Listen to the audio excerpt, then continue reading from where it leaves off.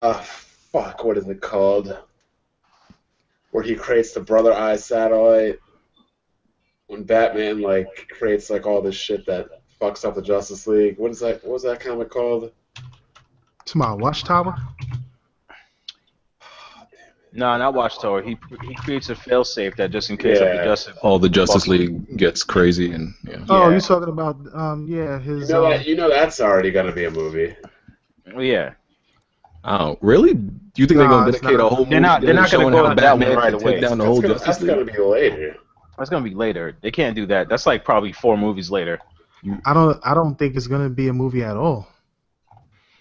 No, maybe they're gonna do that. That would be a real narcissistic thing to dedicate one movie to showing how Batman can take down the whole Justice League. They're not gonna do it. They don't. There's too much time in between trying to introduce the other heroes. Hey! They just threw like 3 whole comics together, for this one. Can we just get a Nightwing movie? I'll take that. No, I don't think he's gonna rush anymore. I think he's just trying to rush to the universe.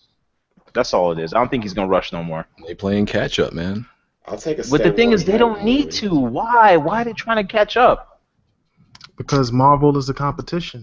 Man, I mean, I hate to say that, but I feel the same way. I watched the film. I felt like it was 2 movies in one until it got towards the later climax of the film, then where it really felt like one. We're live, by the way, so don't give away any spoilers. Yeah, of course.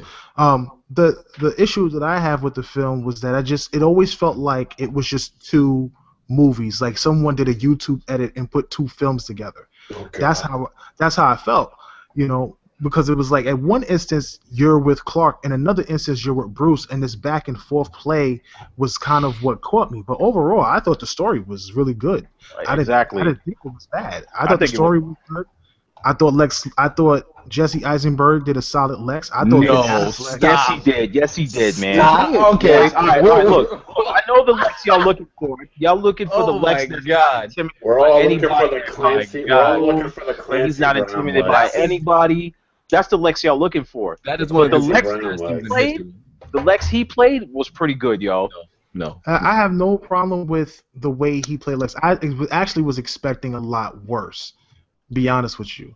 And the reason why I'm saying that is because I look at it from the role that he's trying to play. I don't want to give away anything, obviously, but you got this guy who really has been living in his father's shadow, and the bottom line is that something in him is broken, clearly, and you see it, but you just don't know what. So I think that's what really makes it tick, and it's an overall jealousy, just like the regular Lex Luthor has just always been jealous of Superman. That's just how it is, and it shows in the film. That's why I really enjoyed it.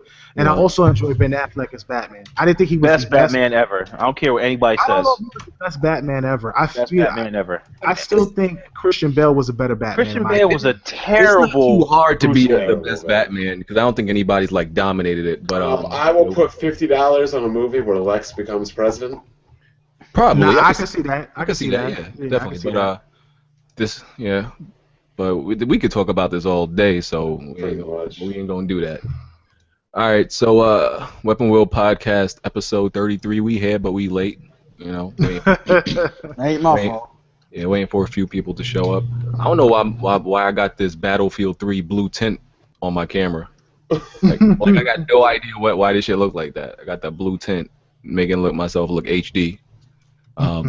Remember when Pyro said that? He said the blue tint make games look like high resolution. No, that was fucking Mr. Spaghetti. Oh, he said blue tint make games look high res. That shit killed me. The Xbox One could use some blue tint now. You see that Dark Souls 900p 20 frames? Oh god. Up there bragging about some game. Oh, but I thought that the PlayStation 4 was supposed to have better frames than. Oh yeah, well, Dark Souls 3 came out. Sorry to make that to you. Well, Smooth got his day in court. Don't worry about it. Well, episode 33. Make sure y'all like the video. Please hit that like button. Support the podcast. Podcast it's on SoundCloud, iTunes. Everybody's link is gonna be in the description. And old dude that always does the timestamps for me. Hopefully he watched and hopefully he does it again. I appreciate it. I pretty much like employed that dude without even like really employing him. He just does my timestamps for me, so I appreciate it. Is he the guy that won the Blue Yeti microphone? Nah. You sure? Damn, my man does all that. He ain't win a microphone from you. No, I don't even think he signed up. Hey man, BG don't even pay us, bro. So you gotta Yeah, get that's true. That's You just gotta All that YouTube money does go to him, though, man. All that YouTube money, yo. I don't know what this That's alleged what's YouTube money crazy. you're He talking can't about. even pay his Yo, subscribers or viewers. Weapon Wheel attention. Podcast is buying BG a house. I don't know what you did. That's a Hey, you huge get a house like this, exaggeration. Hey, I'm coming to move in. Fuck the dumb shit. That's a huge exaggeration. But This man can't even pay attention to his subscribers doing streams and Twitch streams, but yet he has the time to give them a microphone. that's actually one of the topics on money and YouTube. That's one of the subscribers asked. So we're gonna get into that. But first, let's get to these introductions. Tick. Hey, what's going on, everybody? It's your boy KLWar SKL, the last son, and I'm glad to be back hanging out with the fellas today. All right. Mr. Full of Shit himself, Jim Jones, aka Black Bond. Oh, my bad. Were we talking about my game collection of 20,001 games? Oh my goodness. Is that what we're talking about? But yeah, it's me, Black Bond. Gotta be back to entertain the people for another week, so let's have another episode with some more fun. Cloud. What's up, people? It's DC19 Gaming Tech back again. As always, thanks for adding me to this. This is always fun. And for all those people that's late, I literally just got here from work, so no excuses, man. Oh man, shots. And I left the house at 7 a.m. this morning. Jesus, making y'all look bad. Jack. Hey, what's poppin', everybody? It's Jack Moo, man. The guru of Giddy Up. But you can also call me your pony commissioner. Look at that. And I ain't go nowhere today, so I ain't got no excuse. I just watch a little bit of lesbian butt porn, so let's get it. Wow. What? Kid Smooth. What's up, everybody? It's Kid Smooth here once again. Almost perfect attendance. Why I got an echo? Hold on, let me fix that. I mean, I don't hear it. You sound good to me. Connect. Hey, man. We need to go and put Smooth on board. And lastly, Mystic. What's going on? Mr. Ryan Benecki, 100 Platinums here. Whoa, what? Wait a minute, what? Yes, tell him about. Listen, first of all, let me say this, right? Mystic is popping out here. He got a lot of fans. Like, I had a lot of people telling me, "Yo, get Mystic on." And then when I finally announced that he coming, it was a whole bunch of Catholic schoolgirls, just crazy. This guy got some fans. And then of course he shows up late. Yeah, I was pretty late. It's crazy when I got 83 platinums and he got more. Hey, listen, man. 101. Hey, listen, 101, to be honest. Last night, I platinum Need for Speed, 2015 Need for Speed. That's 101 for me right now. Working on that DLC right now. Hey, check this out, right? I applaud everything that you're doing, and that's no, like for real, because a lot He of want to be your best friend now. He met somebody more trophies than him. Hey, I'm about to buy this nigga some roses in a minute. I can just appreciate that you actually play and complete games. You know what I'm saying? So I applaud you. You know what I'm saying? You know, though it really slowed down the past few years. I earned like the first 60, 70 on PlayStation 3, and the remaining was on Vita and PS4, and that was like a slow rollout. So hold on. So you don't consider people that actually just beat a game, a person that plays a game? You got a platinum to play a game? I say, look. If you play, but the thing is, these people are not even playing the games, Cloud. You already know this. So, like, just the fact that you can say I got 101 platinums or I got 83 platinums, like we got that proof. You know what I'm saying? So, I will say, I've never gone out of my way to platinum a game. I'll buy a game that I want and platinum it second. I've never went out of my way to like buy a game I've never wanted and then got the platinum, because that's just a waste of time. Yeah, I'll go and the next whatever Uncharted or whatever's coming out that I want to get. I'll get it and then I'll platinum it. Okay, so this man has 101 platinum. If I was going after platinums as soon as trophies came into play, I probably would have had like around maybe 40 or 50 now. But I just started Nah, fam.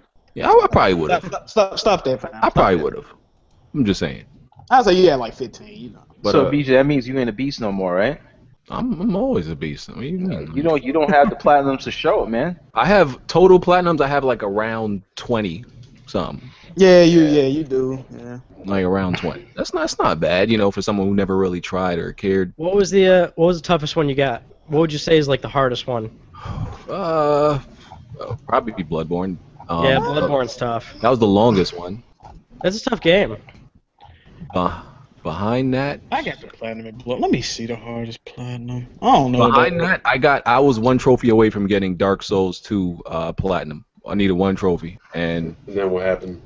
it's that trophy is like a bitch. You have to beat the whole game with 3 lives on the hardest difficulty. What? Oh, that's like Dead Space. The Wait, what did I say? Didn't I say you only Dead get 3 Space? saves. I said Dead Space 2, right? No. You said You ain't got Dead Space 2 platinum.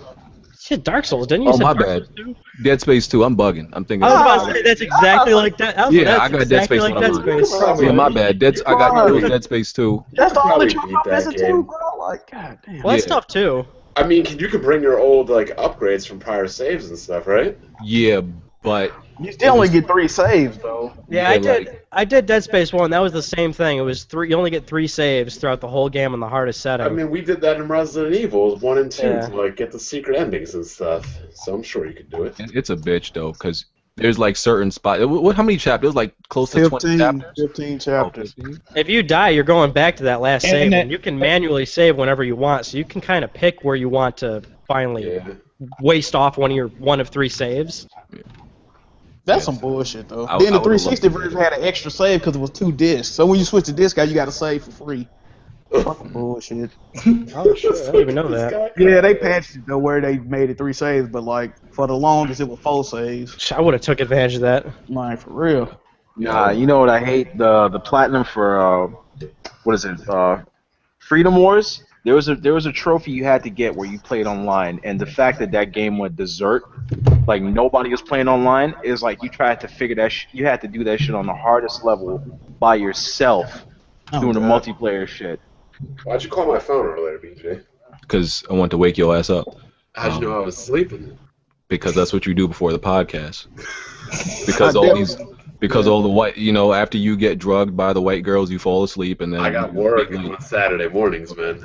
drugged by white girls. I don't get to sit in and sleep in and then, eat a giant bowl of white vanilla Chex like you do. Right. Oh man. Rather that than be drugged. But so You need work. what games are everybody playing right now? We can start off with Rise of the Tomb Raider and Street Fighter V, which I will resume when the April patch with the 8-player lobbies come out. What game am I playing? I'm not playing nothing. Well, if y'all tuned into the last podcast, which you should have, if you haven't, go check it out. Ever since last Sunday, I did Platinum Assault Android Cactus, which is a very difficult He platinum. said, what are you playing? Not what Listen, are you playing. listen. I'm getting to what I'm playing. I'm not playing a goddamn thing, all right? Now don't cut me off anymore, all right? Listen, I'm probably to get 2K16 again, though. So I'm probably, Again? Yeah. Okay. It's springtime. Take your ass outside and play. But I ain't got the skills like you, boss. Smooth, what you playing? I haven't really been playing much lately. I've been like Exposed. back and forth. It's not surprising. Not really. I've been moving, dude. Like that's why I haven't been like videos. The last game I played was Street Fighter earlier this week before I went off back to Connecticut. But I'll play. I don't know what game is out, but I have to check my Xbox. Okay. Wait, hold on. Why you gotta check your Xbox when you got all those games on Steam? Well, I had my PC's been at this place when I was in when I said Xbox, I game share, so whatever game came out, it might be already installed. I just want to make sure.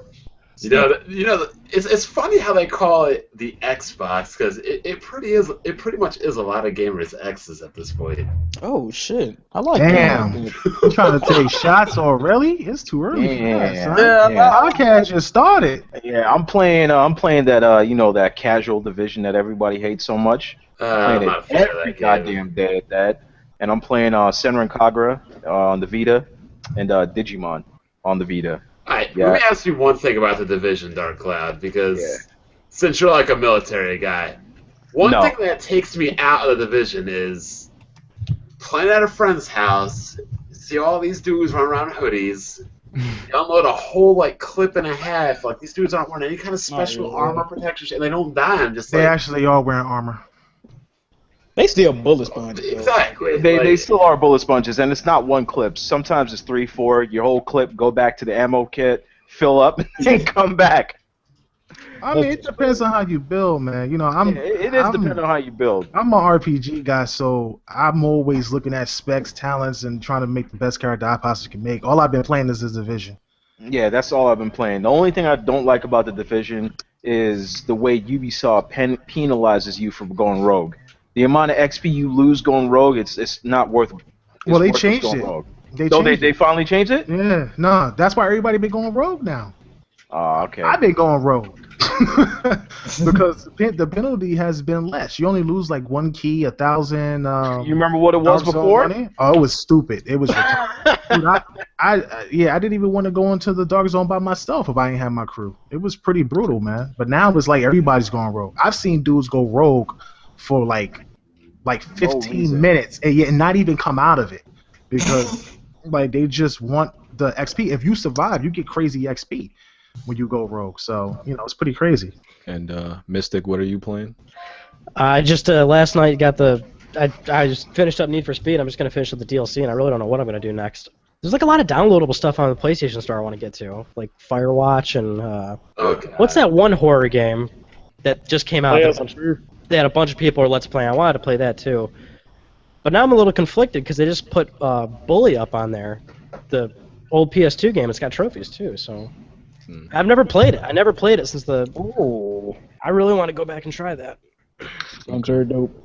But I probably won't have enough time because Ratchet and Clank's coming out. In 2 weeks? That'll probably be an easy. It's coming up soon. I'll definitely be on that. Got to take advantage of these platformers nowadays. There's never any anymore. Right. I actually just bought one of those platformers. What was it? No Hero, I think it's called. It's like $10 on PSN. It's freaking violent. It's like no, you talking about God damn it, I forgot it. They do got Hero on the title though. I'm confused here, people. This is a gaming podcast, and we are talking about games. Yeah, I know, crazy, right? Yeah. Hey, hold on, man. Let's stop talking about games for a minute, so we can get the rest of the podcast is. And I'm playing. I'm only like that Trackmania. I'm playing that on the side. And Salt and Sanctuary. That game is no joke. It's obviously inspired by the Souls series and everything like that, little indie Souls, but that shit is no joke. Like I thought it was gonna be like okay, little Souls type game with like maybe 10 bosses. That's a long ass game, and that shit. I might get it because I like difficult platformers that are too. You got 23 total bosses, and I'm like, so far I beat 18, so I got like 5 more to go. I think it's a game I'm gonna platinum. Is that something on PC or PlayStation? It's only on PlayStation right now. No, it's on PC. What's it called? Salt and Sanctuary. I think it's on both. Yeah, I think it's on. That's on. I think it's on PC and PS4. I don't know. I just know it's on PlayStation 4. So yeah, it's cool. It's a little appetizer before Dark Souls 3 comes out. So that game, it could be real unforgiving. BG be buying all these games, but you know what game he ain't buying? Uh-oh. Let me hear it. You know. No, then I don't want to hear it. Exactly. I don't want to hear it. So one gotta go. Right. Unravel, Little Big Planet, Ori and the Blind Forest.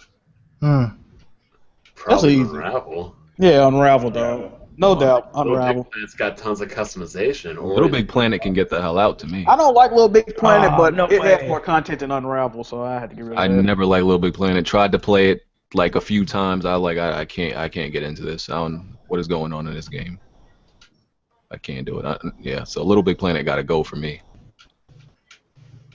Unravel because I've never played it. How about like Destiny, Division, Diablo, or something good? Get rid of all of them. Straight like that. What? Get rid of Diablo? You better leave this damn podcast. Hey man, Diablo is for it's for. I know what it is. You can't get a platinum in that game. I understand.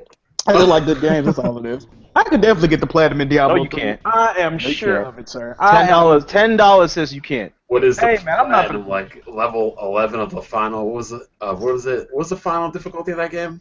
Nah, it's not even that because now they're doing seasonal characters, so you got to keep up with all that. Oh God. Smooth. One guy. Pick yours. I would say Unravel. Yeah, wow. Unravel too good. Tick.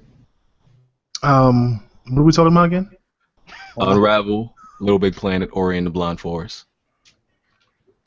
If I had to choose between those, One gotta One to go. get rid Gotta of. go. oh, one gotta go. Yeah, Unravel. Mystic. That's tough. I know Little Big's staying for me because I love the hell out of the game. Honestly, I've put way too many hours into that game. So it's either Ori or Unravel for me, but I haven't played either of them, so I really don't know. Okay. Mm.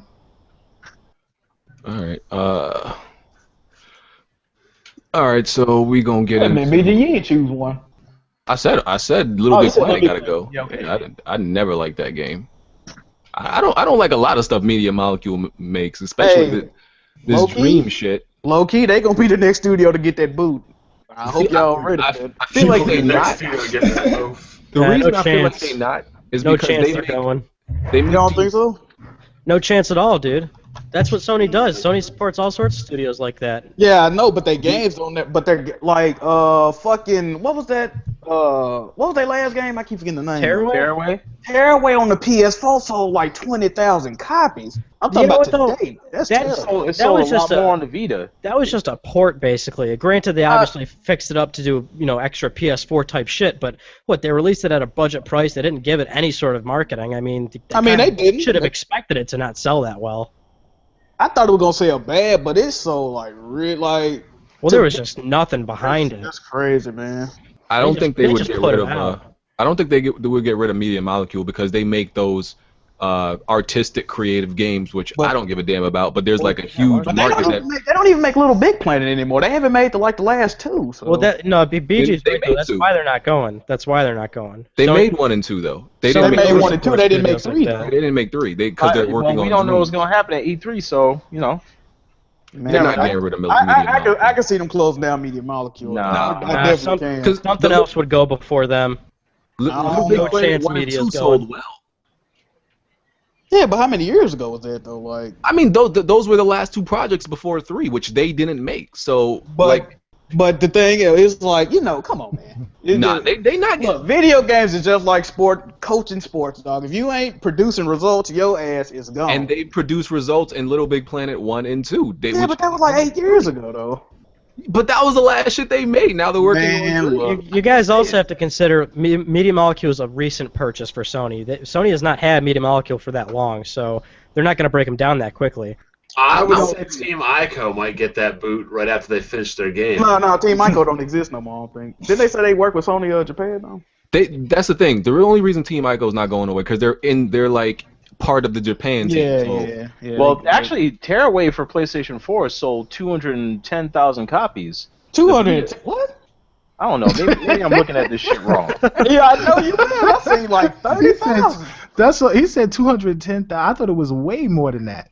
No, it didn't even say, bro, it saw like 50. Last time I seen it. That was like a month Tearaway ago. for PS4? Yeah. let me look that up.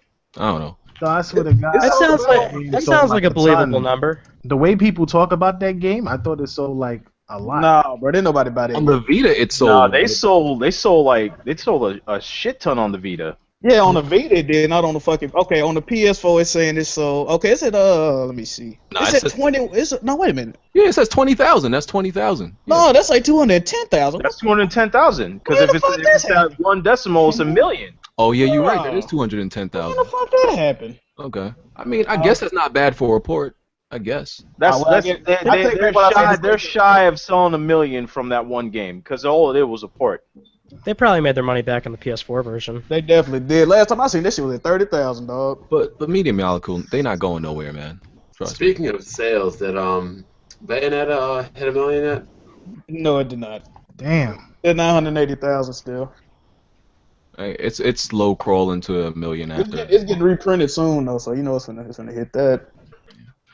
So we can get into right into Evolution Studios closing. So they closed it down. I wasn't surprised. I kind of saw it coming. I'm like, they ain't made nothing like hot that sold really well, and I don't remember since when. Like the Motor Storm was always a decent That game. shit Drive Club so well. It was never. But that was the only thing in like the last decade. All Drive- their games sold marginally well, to be honest.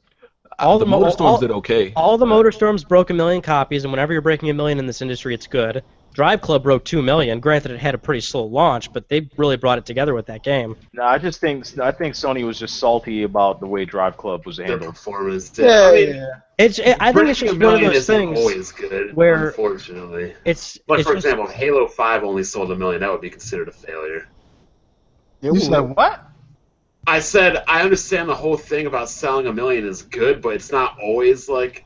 No, it depends on the budget. Like, Exactly. Like if a Yeah, game like for real. Halo 5 or Fallout 4 sold only 1 million, that would be a mess. that'd be a flop. Yeah, that would be terrible. well, different IPs have different standards, but certainly Yeah. you can't expect much from Evolution's games. And when, granted, they're Yeah, just 1 million seems fair for those kind of games. Yeah. Yeah, for racing games, new IPs. I mean, MotorStorm was a new IP for the PlayStation 3 at the time. Drive Club was a new IP. So I would have to imagine Sony was happy with their numbers. I'm thinking it's because they have Polyphony Digital. Drive Club didn't make a whole lot of sense when they have Polyphony Digital. It's redundant. You know you have Gran Turismo coming. I just think it was one of those things where they looked at all their studios and said, you know what, let's take this one out. I think if the game would have came out the gate with no issue, they would still exist. Yeah, That's what I think they were just salty about it because there was just too much negative feedback on the PS4. I think they had to put way too much money into recovering that game, That's what I'm thinking. getting Too much of things an fixed. investment. Right, it was too much an investment over an entire year just to get it to where it is today. Though the game graphically looked amazing and Evolution did a great job recovering, I just think in the end they just looked at it like it was just way too much of an investment and they just cut bait. Yeah, because it's just like Bond says. Each game has like their budget. Because if you look at RPGs, their budget's got to be fucking low. Yeah. Selling what 200,000 copies and still coming out with a sequel, after sequel, after sequel, after sequel. But yeah, that's what's good about those games. They do have low budgets and they have quick turnaround, and they only need to sell some odd copies to make their money back. Yeah. Like niche audiences really support those games and keep them going. That's Damn why right, and I'm one of them. That's why Proud those to be a games, bitch. that's why those games continuously exist, man. You can't knock a niche title as long as it's making a profit on however much it is pre-production. If the game keeps coming out, man, you can't knock it. So I don't think Media Molecule will go away. I agree.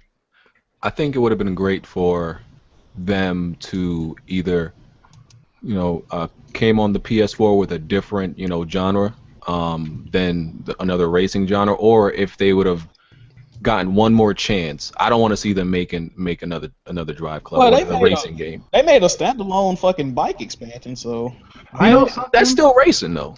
I mean, I think there's a racing But studio. what else are they going to do? Yeah. I would have loved to see Evolution try something different. I mean, look at Guerrilla Games. Yeah, So that's That's not racing. that far off though. Yeah, that's what I'm So saying. That's like telling somebody that runs all the time. Now you gotta sit down. It's funny because I think of the same thing when people talk about Forza and the Turn 10, and they want Turn 10 to make something else. I'm like, what else can they make? Yeah, they're Were not they gonna make a built to motorcycle make- game? Are they gonna make? That's what I'm saying. Are they gonna make a boat racing game, a plane racing game? Like that's not gonna sell. I don't think these developers are that limited. Like I really don't. I think they have it in them. Like But even that's if what they're- they was basically there for. Though. But That's BG, why they got rid of them. what are they gonna make? What if Evolution had the opportunity to make a new game? What are they're not gonna make a first-person shooter? What are they gonna They make? probably would have had to fire But their whole team. They if absolutely don't know how to could. work. I mean, you got to really consider this. They are a talented team. When you look at something like Drive Club or MotorStorm, those games are visually stunning. Now, granted, that's not going to, say that they can make, say, a good RPG or a good shooting game, but absolutely, they're a talented team that can make something. I would have loved to see them try something different. I think when you do things like that, you have to bring in people that know what they're But the doing. main thing And they they- would have and had they to would. change is like the gameplay developers. They could have kept the graphical designers and the programmers, but the cast that mainly had to do with gameplay, they would have to change But them. that's like most of their fucking workforce, though. I mean, dude. when Guerrilla Games started working on Horizon, they brought in the Fallout writer to work on the writing for an RPG game. They would have absolutely done that with Evolution if they wanted to do, say, a completely different genre. I think they could have done it. Man. And they allocate those people to different studios within Sony too. Not everybody, but some of them. So I just don't know think they're one-trick ponies like we think they are. I really don't think they are. I think they're Sony looked versatile. at them as, okay, they do nothing but racers. We got Gran Turismo Motorsports coming out. Let's say they come out with another Drive Club 2. It's going to be overshadowed by Yeah, exactly. So Well, they're Sony- like, look, Sony wouldn't unless have- Sony gonna say, all right, you guys take like a 5-year break and we come back to you, but they don't have money to play And they around like might that. add them to the fucking GT team. Yeah, true. Sony wouldn't have let them make a Drive Club 2. That's probably part of their No. closure, because it's like, what is going to be their next game? Well, it might make more sense to just close them. And even when you look at like Naughty Dog, like granted, like a lot of their games have been somewhat, evolved from platforming, right? The Last of Us is still a huge departure from Crash Bandicoot. Mm-hmm.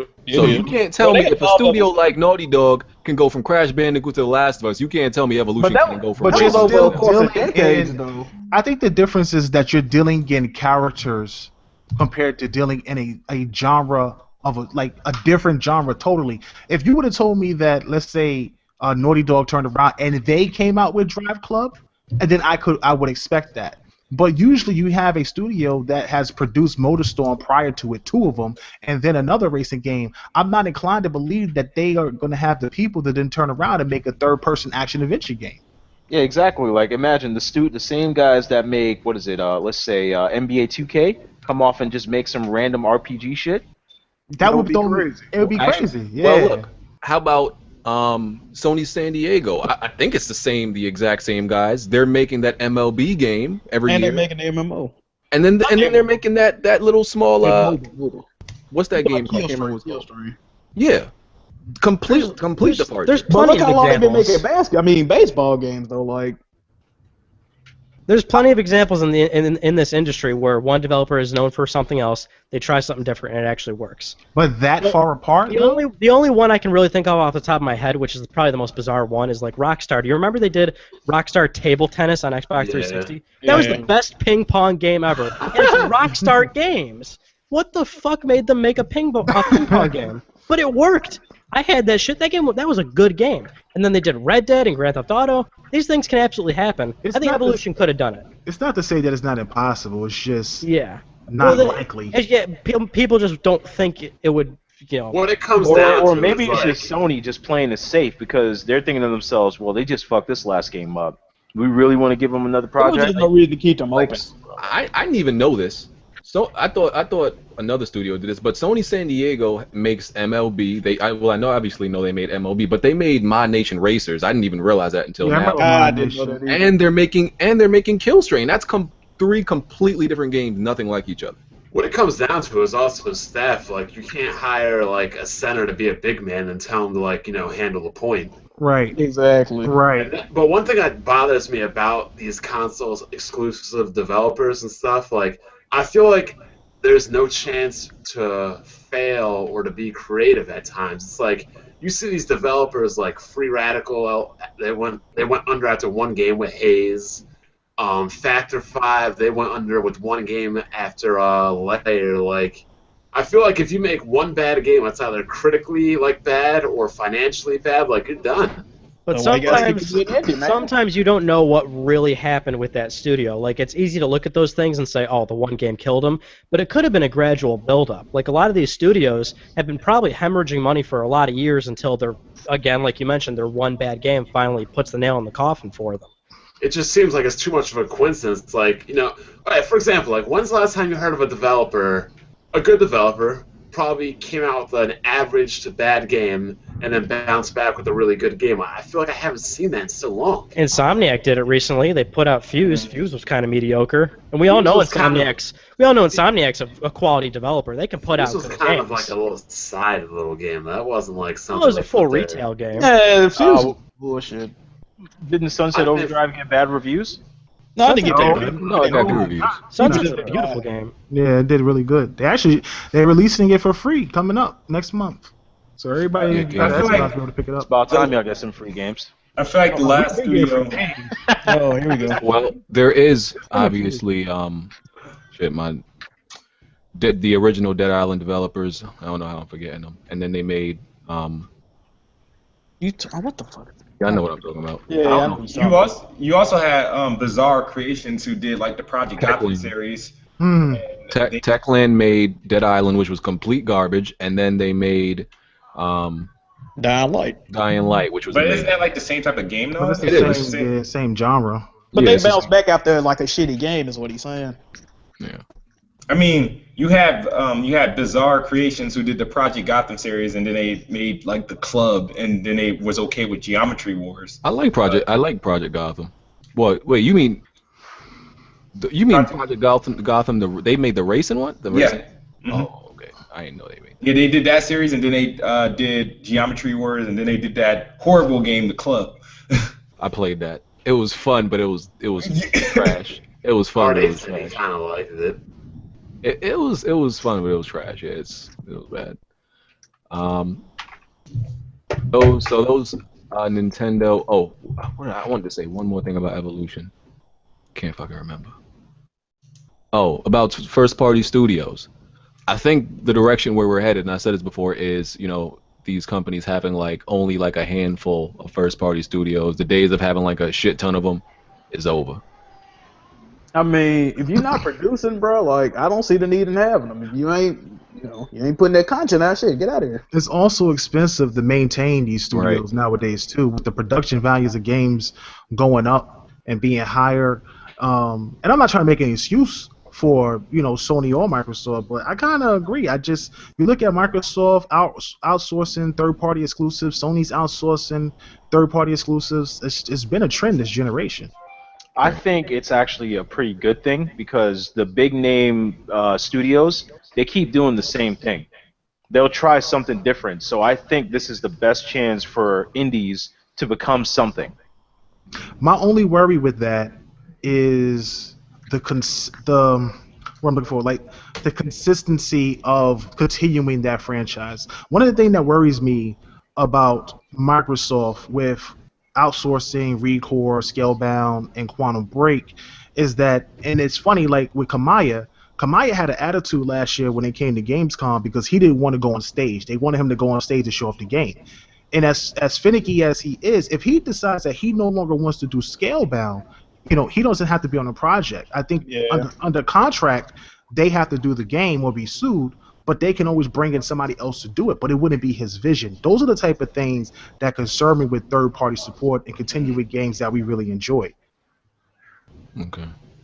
All right. So, the NX controller, confirmed fake. Oh, man. Oh, I already knew that was fake. Come on. You think Nintendo would be that stupid? I never put anything past them anymore. Yeah, I thought it. I can't. You see, come on, guys. I used to. What you mean? Come on. Fan. I used to be a deep Nintendo fan, but I know they would not put out a controller like that. I don't man. know what they would do. Never. I would. If y'all would have made a bet of $1 million, I would have took that. I wouldn't trust Nintendo around my kids. I don't know what they would do. But they already patented it though. That's why I thought it was real because it looked exactly like the patent. I'm like, holy you shit. can patent anything, man. You can patent anything. Don't mean it's gonna come out like that. Yeah, of course. Sony patented a fucking controller that you could pull apart and it'd be 2 fucking moves, but when you put it together, it's a dual shock. That never came out. Exactly. They just patented some gloves. You know what I'm saying? We don't know if that's really gonna happen. I hope it does. No, they patent it just in case somebody else do it. Exactly. Dude, a fucking multi-billion-dollar company will make 1,000 patents, and you'll only see 2 of them turn into an actual product. Exactly. Every single patent you see on the internet is 50-50. Who fucking knows if it's gonna happen? If you look at going deeper or just out of the gaming world, if you look at Motorola, half the shit they were patenting they never used. For mobile phones, that's why Google bought them up. They're like, yo, these dudes sitting on mad patents. We talk about Let's just buy them up. I know, but I'm just saying this is how it is. It's R&D. It's research and development. All it is. If y'all would have made a bet, but wait a y'all was dead serious thinking that was a controller, I would have made the bet with y'all. Wait a minute. So you tell them, wait a minute, because it's still now. Even though it is just a patent, there is still a possibility that the actual NX controller will look something like that. There is a possibility. Absolutely, it could, but it also couldn't. Bro, I don't put nothing past Nintendo, bro. If they say you got to use a fucking Pringle can to fucking power your con, I would believe that. Oh shit, Nintendo's they on some other shit right now. I don't put nothing past them, bro. I really don't. Well, we also got to keep in mind Nintendo is very not normal. They love doing different shit. Exactly. So if anything even remotely different comes out of them, it's not surprising at all. It's what they love to do. They love to do shit like that. I went on a rant about this Nintendo controller when I thought it was real. I'm begging for Nintendo to just get back to like the Super Nintendo days, and I know that's like super old, but I feel like that's when they were at their best, in my opinion. And I just hate all these different controller styles. I think the things and the reasons why we like the PlayStation, DualShock, and the Xbox One controllers because we've been familiar with them for 3 generations, and all we want them to do is just be more comfortable. Nintendo just keep making controllers that you have to relearn and retry, and people just keep going back to buying those pros. That's just like a basic controller. I mean, they're not recognizing, what those people are doing. It's like, what are you doing? You know, but you know what it is. Nintendo's been doing this for decades. The Super Nintendo, NES controller, completely different.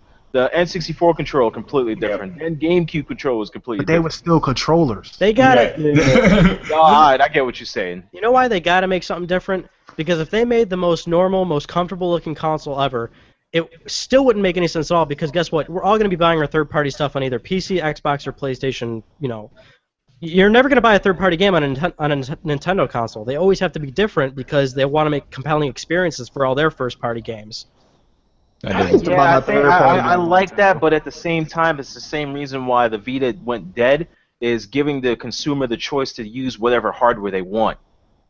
And that's the problem with the Wii U. I have to use that damn controller? Come on, dog. The Wii U's problem was fucking marketing. Nobody knows what the hell that thing is. Yeah. Do you know how many people I legitimately asked, what do you think of the Wii U? This was back when it came out. And nobody understood that it was an actual generational leap. It was a new platform. Terrible new name. Games. Nobody understood it. Yep. Nobody understood what that thing was. Terrible name when you add one letter. You got to let consumers know this is the next generation of Nintendo hardware. This is it. This is new hardware, new compelling games, new experiences. Nobody knew what it was. Yeah, I remember even when they did kind of do that, people still thought it was just like a controller add-on.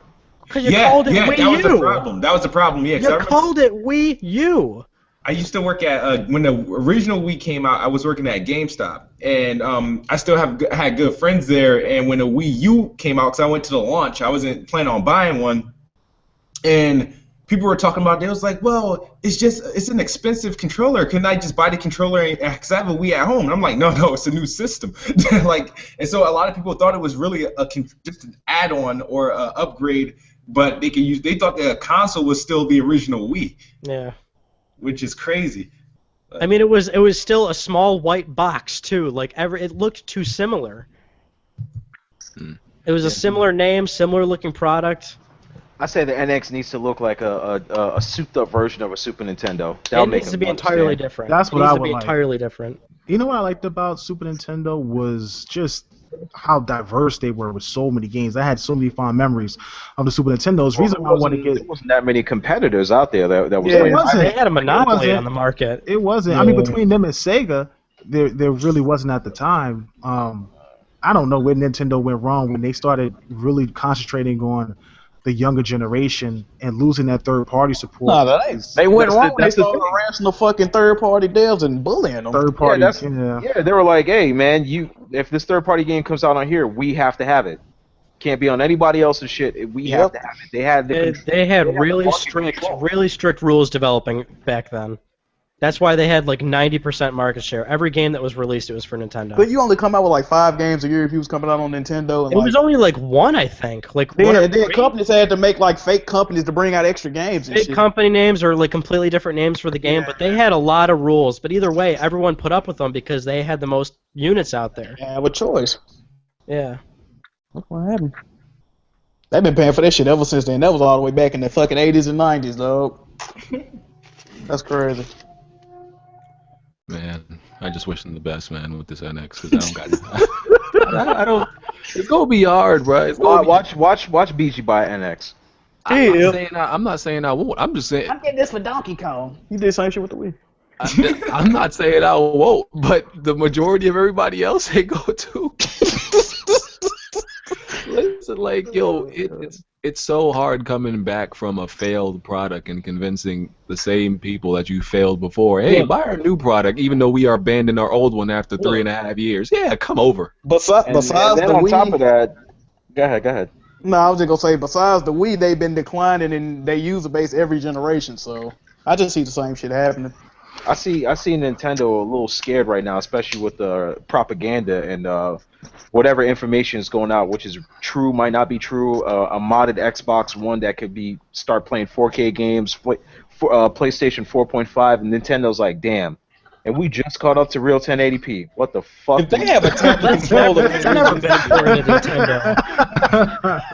Oh man. That has never been important to Nintendo, though. They don't No, give a flying yeah. fuck about shit like that. But they will if they continue to decline in console sales. I mean, and then on top of that, not only will they not only that, but developers going to be like, yeah, I kind of want to develop for 4K Nintendo. I'm sorry. Oh, but you know what it is? No. No fucking chance. Nintendo don't care about this shit like they should because they make so much money off fucking plastic amiibos and Pokemon. Like, it cover up for all the money that they losing. Like, that's why they don't give a fuck, and it's a shame, bro. but I mean, at some point, it's not to say that their sales are declining, but if each generation they're going backwards and they're going down unless people are buying it, because these kids are going to grow up at some point. Yo, where's Bond at? This is like his topic. Yeah, I know. Bond, yeah. He probably got roofied, yo. You know, I just think that the kids at some point grow up and they grow out of that, like the rest of us that grew up kind of out of that. If you really think about it, how many kids buying Zelda games? It's us. No, they playing like cell phone games and shit. But- Yeah, it's you know us what that's sells? supporting that, and Nintendo should see that. Yeah, little Timmy at 11-year-old really don't even know who Link is, probably don't give a shit. Which is a great thing. Because little Timmy probably playing Call of Duty and whatever else is on PlayStation. So at this point, Nintendo should be like, all right, you know what, Mario, take a break. I mean, start some new shit. But that's kind of why they like going to the mobile market too, though, because they know Exactly. that like, younger gamers like cell phone, tablet, shit like that. That's what they try to do with the Wii U. But like one of my friends was telling me, he put it in a great way.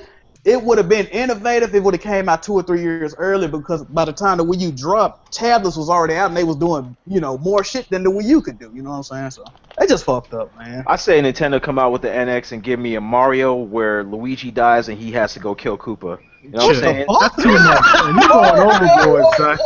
You going way I really overboard, said dog. You going that far, son. Like, chill. Jesus.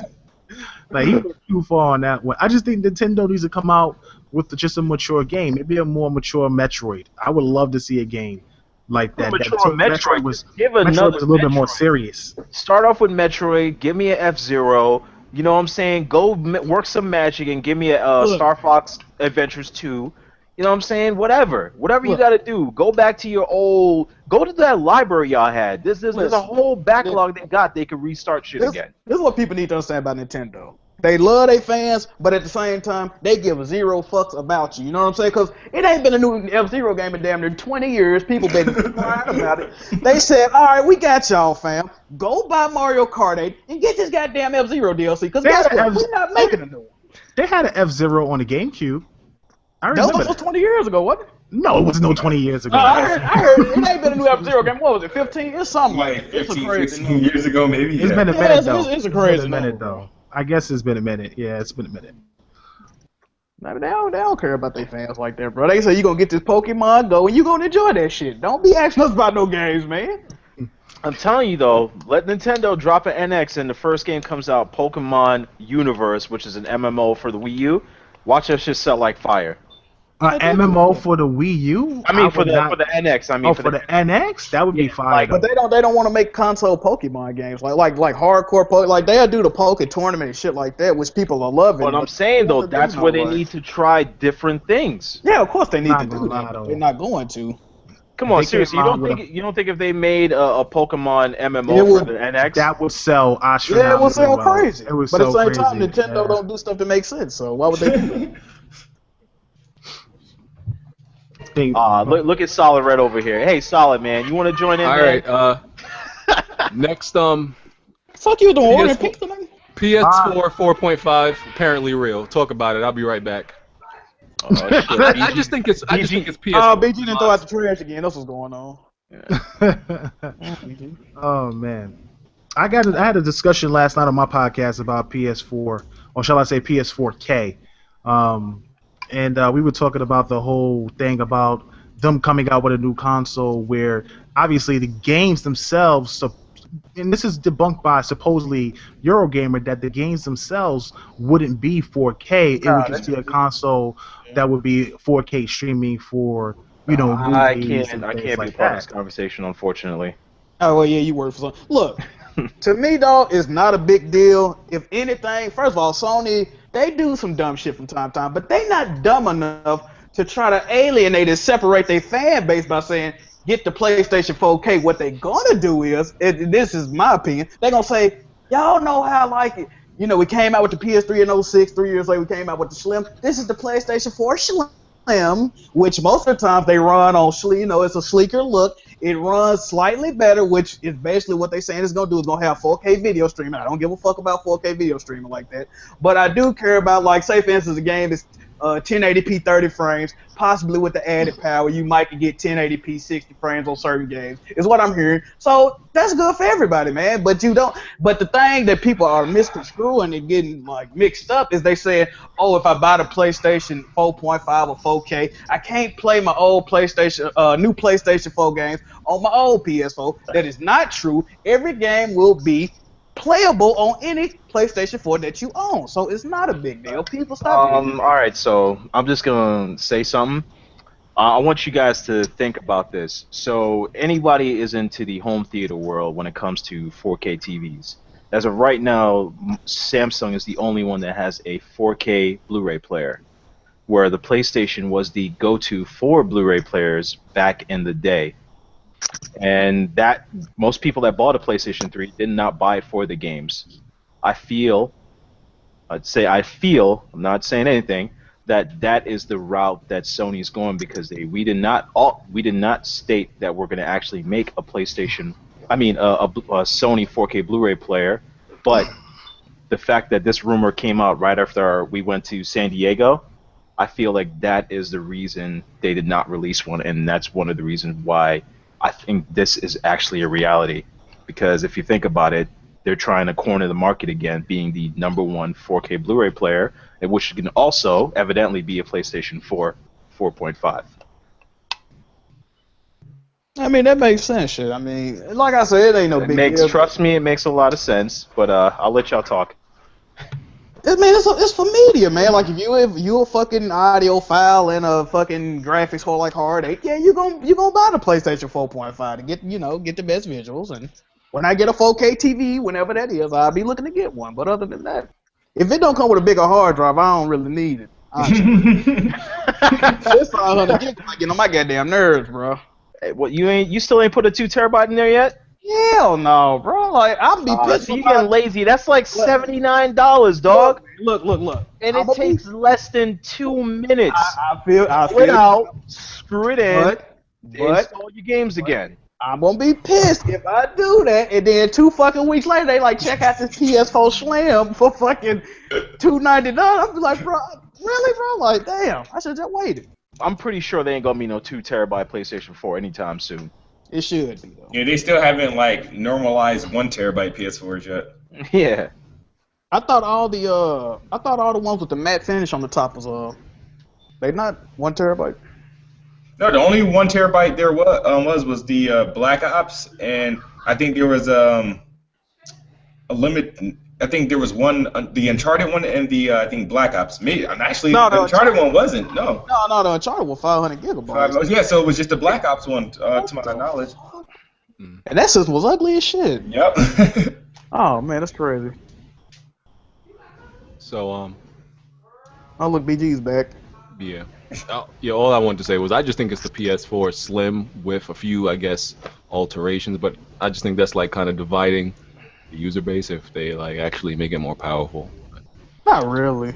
No, you know what if all games are playable, you're getting the same experience. Like. You can't. Yeah, it's the obvious thing about this rumor is that if this new machine is real, it's not going to skewer people up like this. There's a reason why these new consoles were developed very much so like a PC. They're both looking at forward compatibility moving forward.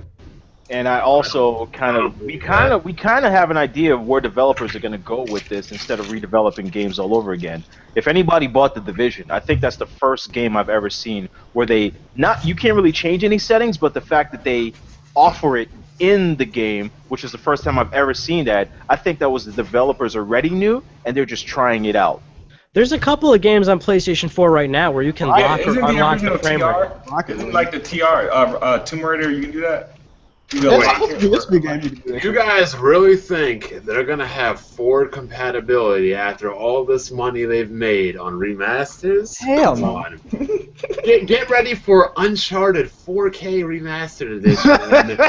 The Last of Us 4K remastered edition with new trophies and 4K projectors.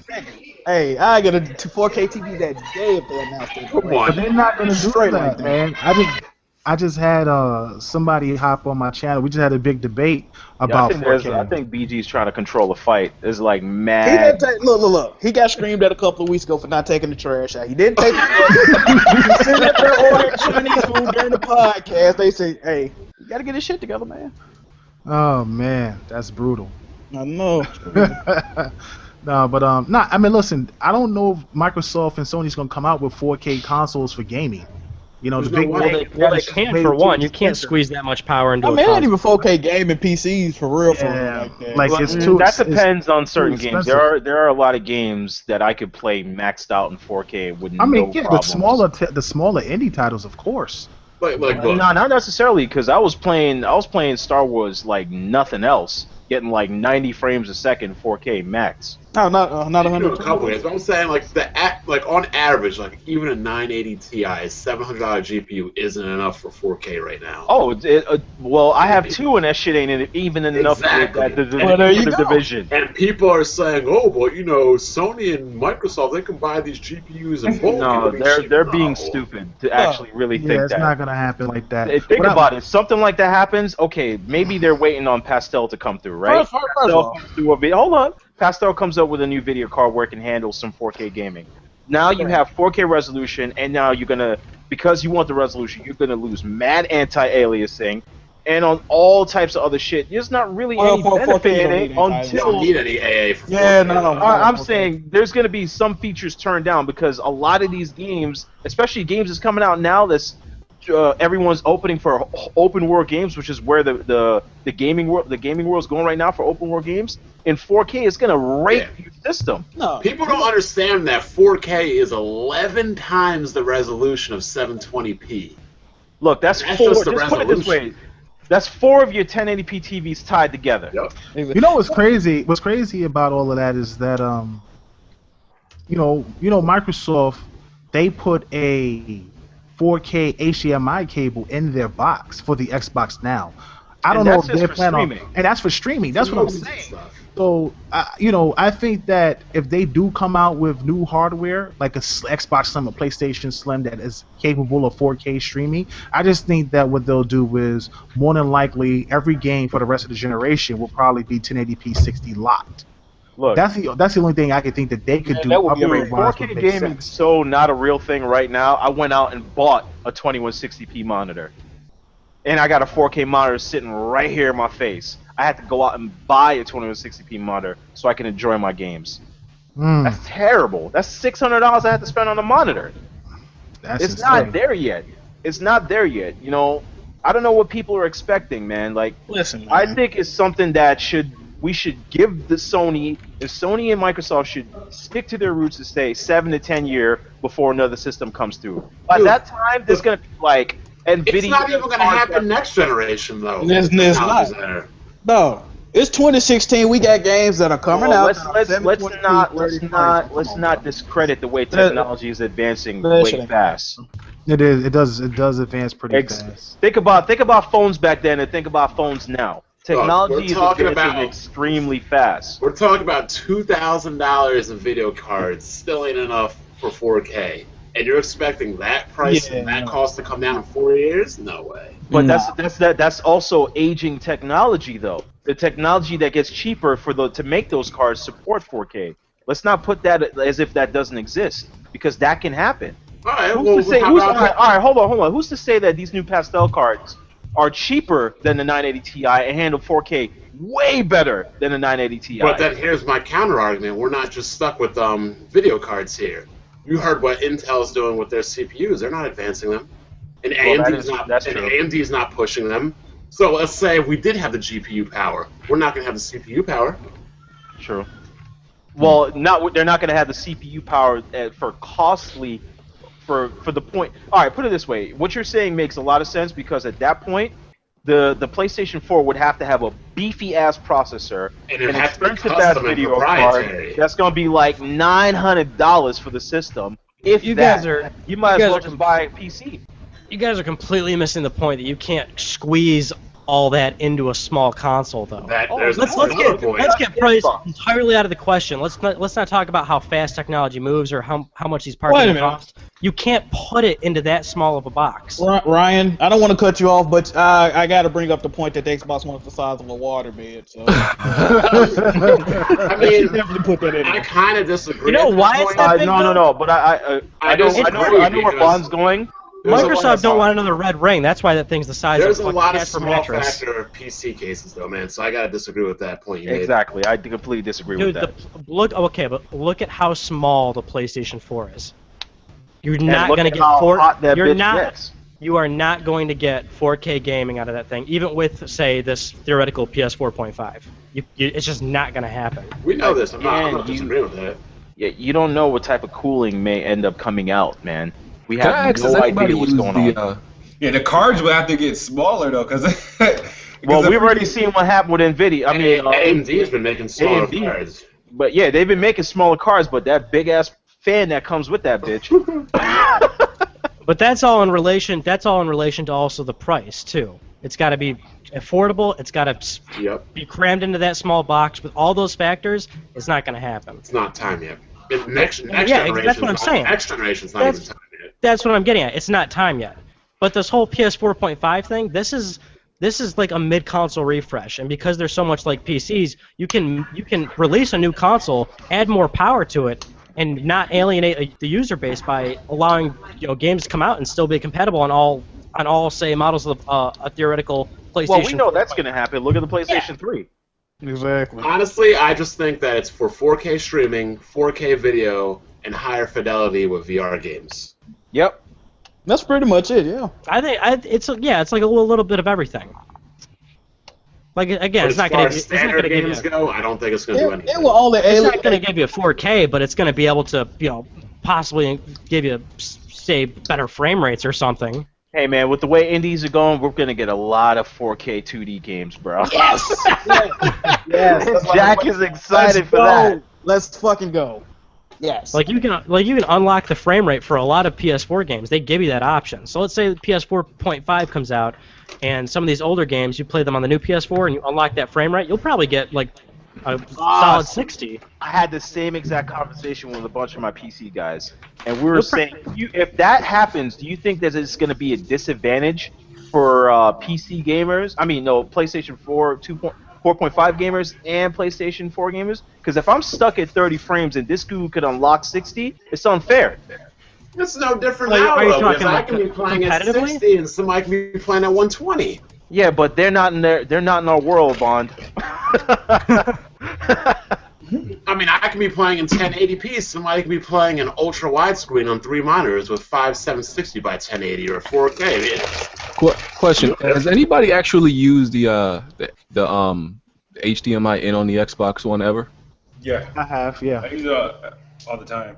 My Xbox doesn't turn on. I used to. I don't do it anymore because I don't have cable. I cut the cord. I feel like it's kind of it was like a useless thing they did because I feel like a low percentage of people actually use it.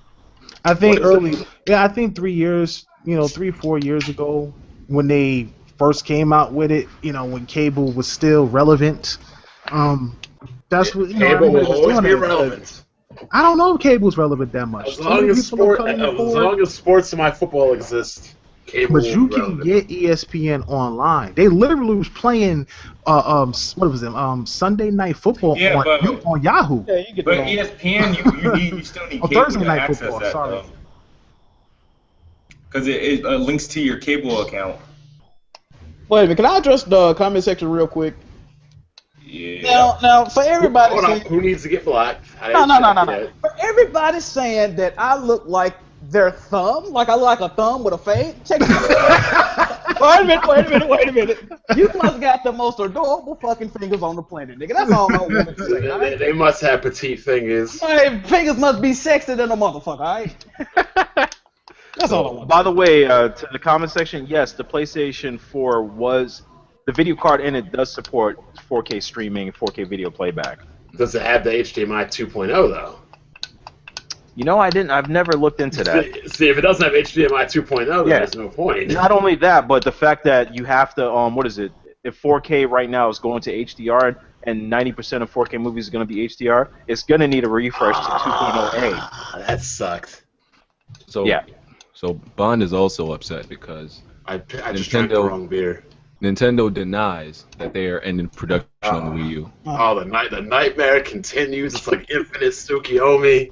It just doesn't end. They're about to hire Bond and have him come out to Japan and work directly for Nintendo for the rest of his life. Oh, God. Hey, if they're cutting me a good check, I'll take that job. And you can't say nothing negative. Boy, do I got total control? Nah. So. Oh, well, how much are they paying me to shut my mouth? You get a $200,000 a year? Oh, I can shut my mouth. I'll shut my mouth. Look, so if you want to pay me $200,000 a year, I'll become the #1 corporate slave on YouTube. I will be clean sweeping the CSAs every year.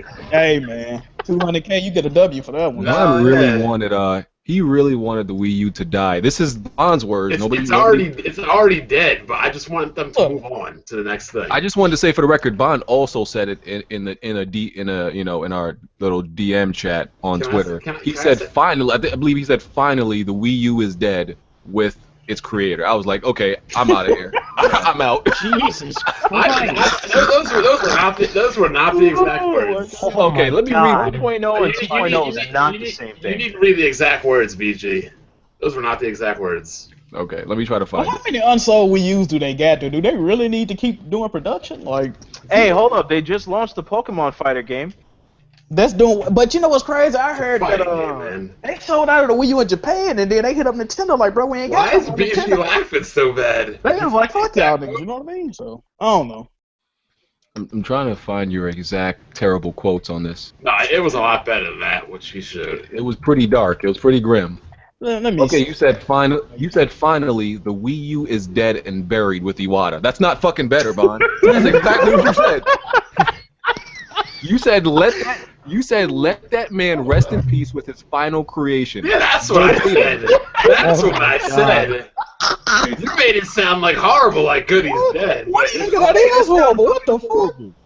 Like, finally, the Wii U is dead and buried with Iwata. What do you? I want to be put to rest with my 560 Ti's and my 2500K. I want to be laid to rest with my machine. That is terrible. Oh, Jesus, man. you're a savage, bro. That's all I can say. So look, I can't even say nothing like that. It's awful. Well, Wii U. Hold on. Let me stop you right there, Dark Cloud. Don't say you can't say nothing like that. Why? Why? Mr. You said a lot of off the wall shit. So don't tell me you're not capable of saying anything crazy like that. I mean, I have, but I put those days behind me, man. Bro.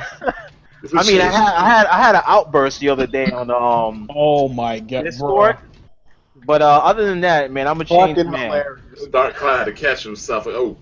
Yeah, he turned into a yellow Hulk the other day. It turned bad, bro, real quick. Bro. Dark Cloud like the Hulk. He got to keep that anger in check. Well, when that event happened, I couldn't woosah. I didn't have enough time. Bro. It was at that moment. Can we go back to this Wii U point one more time? The crazy part is you still have delusional, psychotic doctors. That too.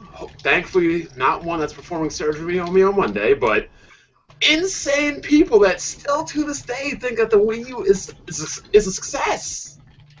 And I'm like, how? What? No. How? Yo, the Wii U created Mario Kart 8, bro. I don't like Mario Kart 8. For real. Hold, pause. Don't get shot, man. Be careful what you say out here. You fuck with Mario Kart 8 like Nah, that? I do, but I'm talking about the fans. Don't get shot out here, bro. Fuck them. Well, let me ask you guys a question. Is it not a success if the game sell? I mean, the purpose, obviously, of hardware is to sell software. We all know this. We all know console side of the loss. But listen, but Nintendo makes an immediate profit on all their consoles because they're cheaply manufactured compared to a PlayStation or Xbox. There's also something called building your brand and brand recognition. Yeah. I mean, but Wii U Nintendo has slaughtered their brand. Like I said, they Yeah. make money, but I mean, All right, do you really think that it's Nintendo's fault why the Wii U didn't go through Yes, because of their of course. before there's a system, or is it because of the turn of the third-party support? both. That too. I think definitely third-party support. Because And if you think about it, when it comes to them selling their games, they did it with no problem. While let me also reiterate that the PlayStation man. and Xbox, they don't sell near what Wait a minute. Nintendo's games sell.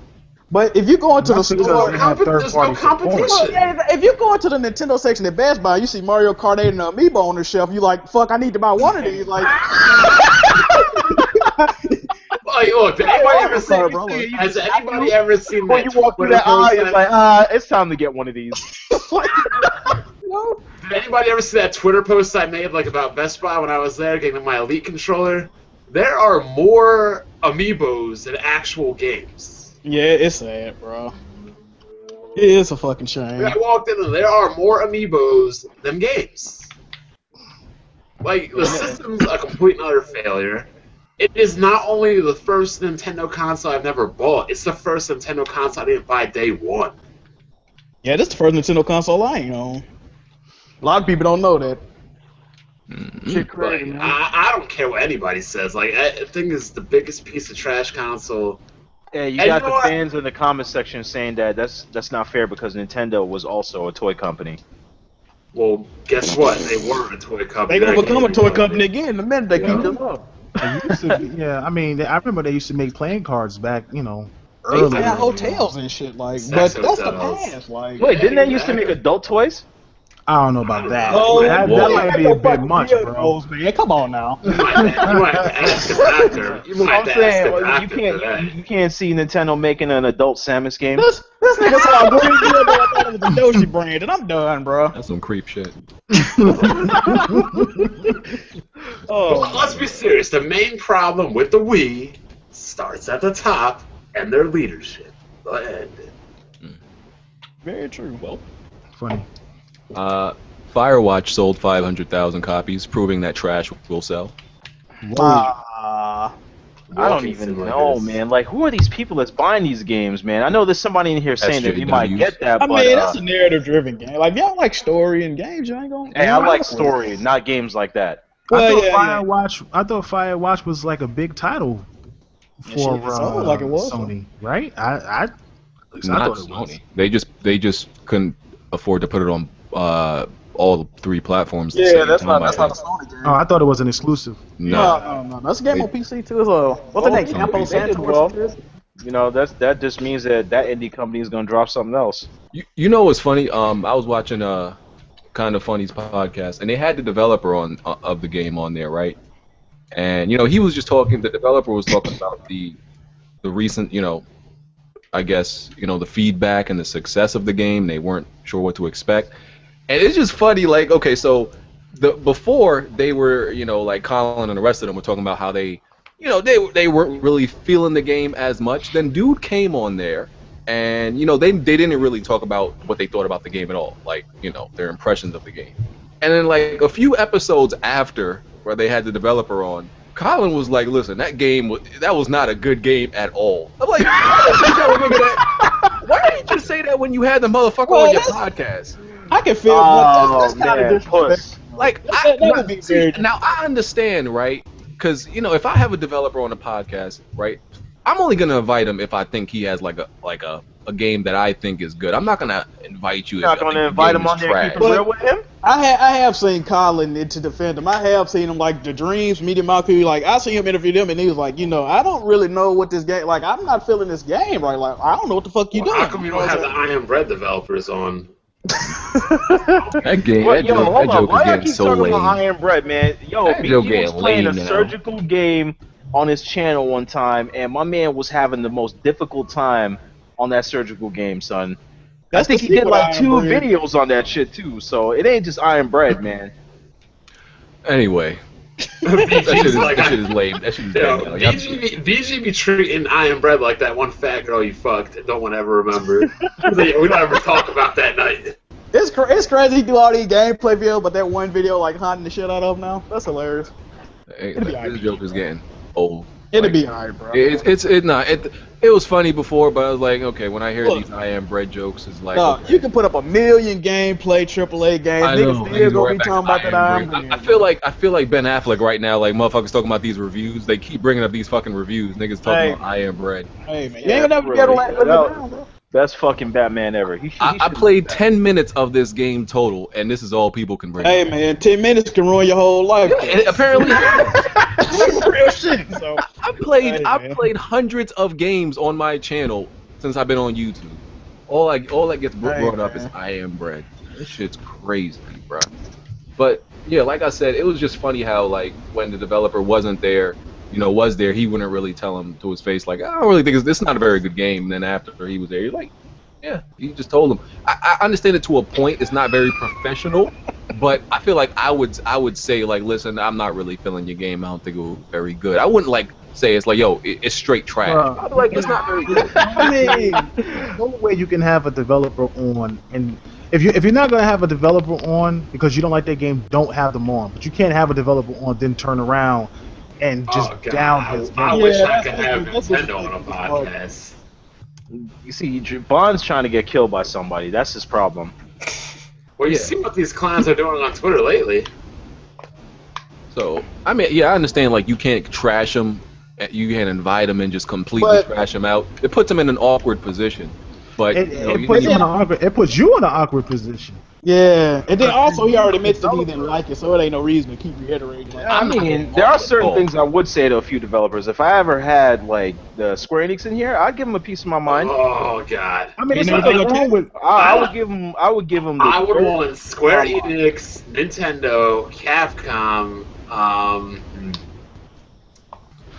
Let me answer this person's question. Somebody asked in the comment section, so you can't be honest. It's not about being honest. It's not about being honest, right? It's about the relations and the relationship. If you have an interview with a developer, you know what I'm saying? It's not like we're IGN, GameSpot, you don't need to jump down their throat or something. Yeah, that's right. like shit. Nothing wrong, right? It's nothing wrong with criticizing the game on something you feel could be different, but to like try to say, oh, your game is garbage, I don't think it's going to sell in front of them, they're immediately going to feel like, okay, I'm not going to talk to you anymore. Exactly. And what you don't understand is that these developers, these developers talk with other developers in other studios, and when you start trying to communicate with these other people, they're not going to want to come on your show. Exactly. They're not going to want to. That's not professional, first of all. Like you just don't do shit like that.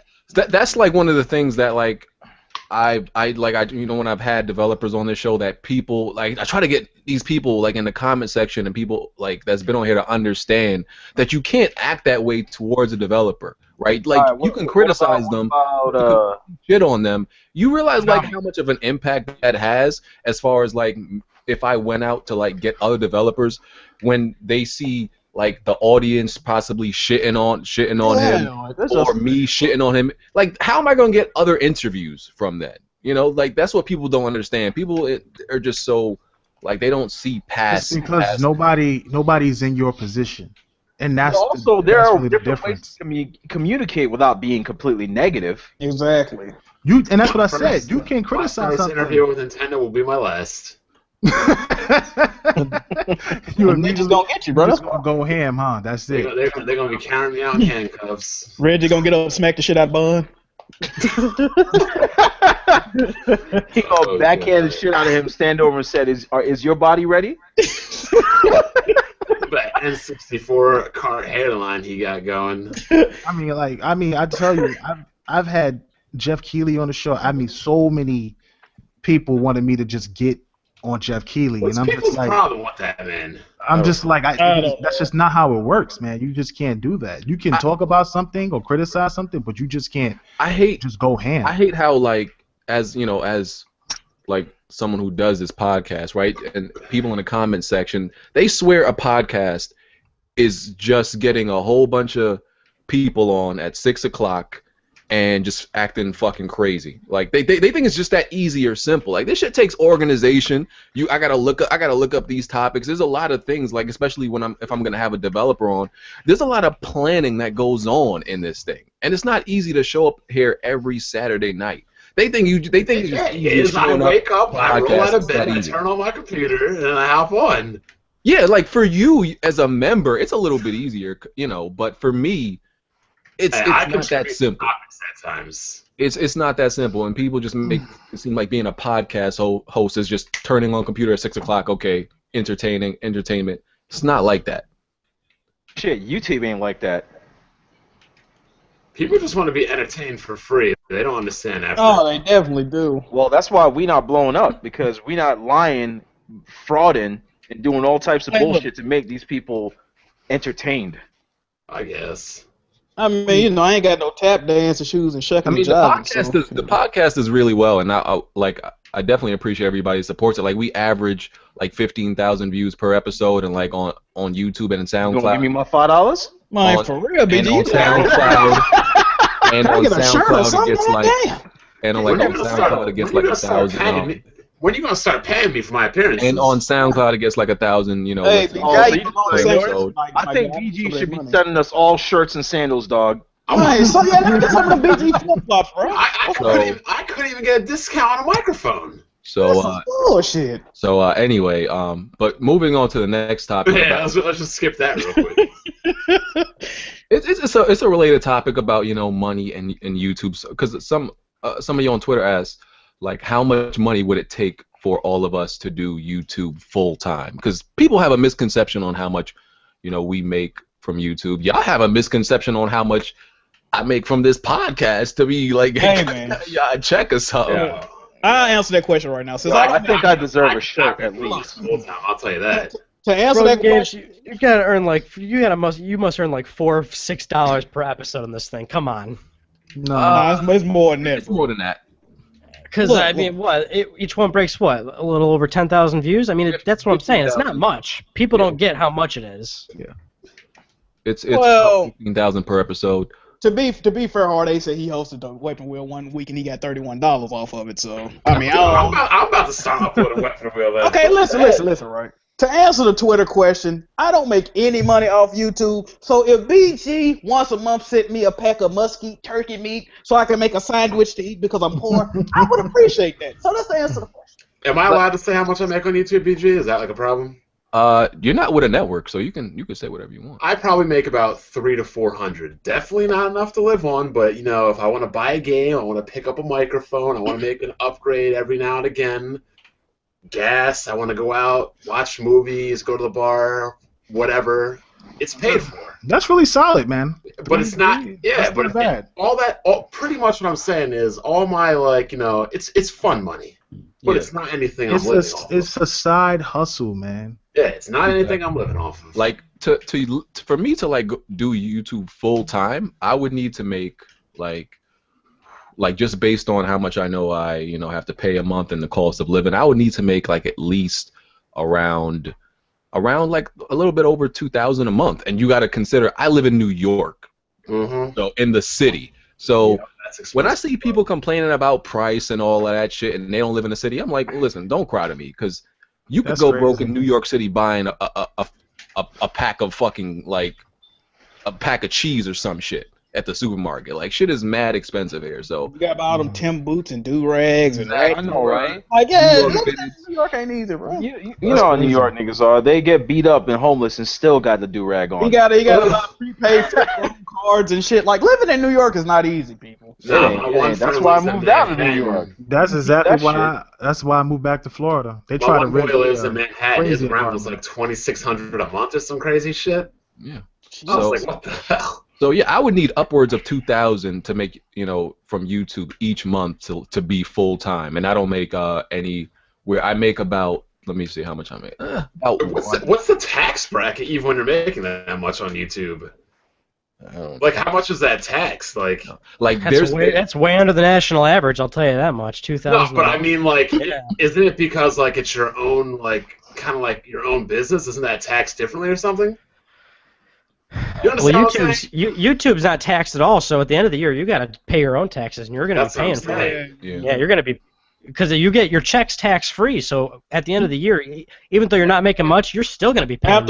After a certain amount, you consider the business owner too. That's what I'm saying. Like, after what amount, what threshold does it become like your own personal business? And you have to pay on that. I don't know. Like, I could tell you that, like, there was a time. There's been certain months because, you know, in the holiday season, for those. Oh, they're much better. Yeah, we make more money in the holiday season because the rates, you know, the paying rates are up, and there was. Or need 3. Yeah, in 2013, December 2013, that was when, you know, the Xbox One and PS4 were released. Well, not released. They, like, you know, just revealed. That was a launch period. Yeah, it was around that time. I think it was 2013 when they were released or whenever. Yeah. And I made $2,000 that month. What the fuck? $2,000 that month because everything was about PS4 and Xbox One. So if you uploaded a video about PS4 and Xbox One, you got crazy views. And then the amount of money you was getting paid because the rates were up in the holiday season and the PS4 and Xbox One was a hot topic, I was just making bank. But that's not how it is consecutively much. Like it was 2,000 in December, and then in January it dropped. January off to and February, you're fucked. Oh yeah, January and February. After I made 2,000, it dropped down to like 400. You want to hear something that really shitty? Remember when I was beefing with IGN that one time with that Sean Finnegan guy? Yep. That video had 400,000 views, but since they claimed that video, they got the money off of that video initially. Yeah, damn. So yeah, YouTube is not it's not consistent. I don't think for most people to, like, you know, live off of. You can make a lot of money one month. If you're not a big channel, if you don't got big views, you're not living off of it. Why are they able to take the money off of my video when they claim it, but then when I get it like claimed back to me, why don't I get that money back? No, they keep getting the money, yeah. Yeah, that's some bullshit. That's YouTube fucking. So they got that so how much money do you think 400,000 views is? Man, that's a lot because it's a decent amount. That's a lot because like one of my GTA videos got like around 400,000. I can look up how much that made me in total. It's over 100. And the shitty part is, I probably only made like 20,000 views off that video. IGN took the rest. Man, you that bitch. At least y'all niggas get paid for y'all content. That's all I know. The bottom line is, you don't want to be on YouTube trying. Like, you got to be on here for fun at first, at the beginning of the day, but. Now you're making money. You can't see doing it for free. When you start YouTube, you're not going to make a dime for a long time until you actually build some viewership and you got to be people watching. You got to be consistent. You're basically going to make videos for free for like a year until you see a dime from it. I feel like if you come to YouTube trying to make money, then you're here for the wrong reason. You got to come here for fun and then make money. Right. Yeah. So the next topic, more frame rate and resolution talk. I know y'all love it. Wait a minute, I got a question. When does Kids Move going to court, by the way? I mean, this is in the same realm. So Dark Souls 3, Digital Foundry did their analysis. It's not so hot on Xbox One. It drops down to like 22 frames at one point. PS4 is pretty solid at 30 in that video at 1080p. Wait, did you just say solid at 30? Listen, we know Bond. It's solid at 30, meaning it stays at 30. Okay, Paragon. No, do y'all notice that 30 frames on PC doesn't feel the same as on console? It feels weird. Absolutely, it's worse. 30 frames on PC feels like. You want to know why? Because when you go to McDonald's and you get shit, it's cool. You expect shit. But when you go to a 5-star restaurant and they serve you McDonald's, like, nah, I don't want that. Look. That's exactly what it is. You got higher standards. Hold on.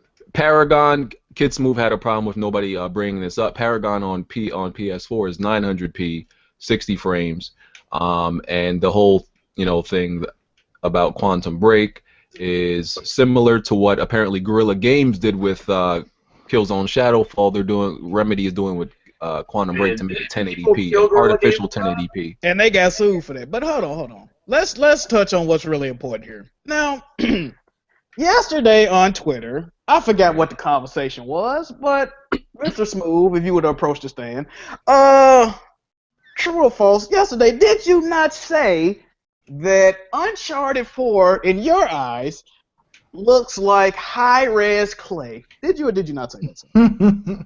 I don't even know what. See, here's the thing about the way you said that. I don't even know what that means. Like, is that an insult? Either, but I don't know what high-res clay looks like.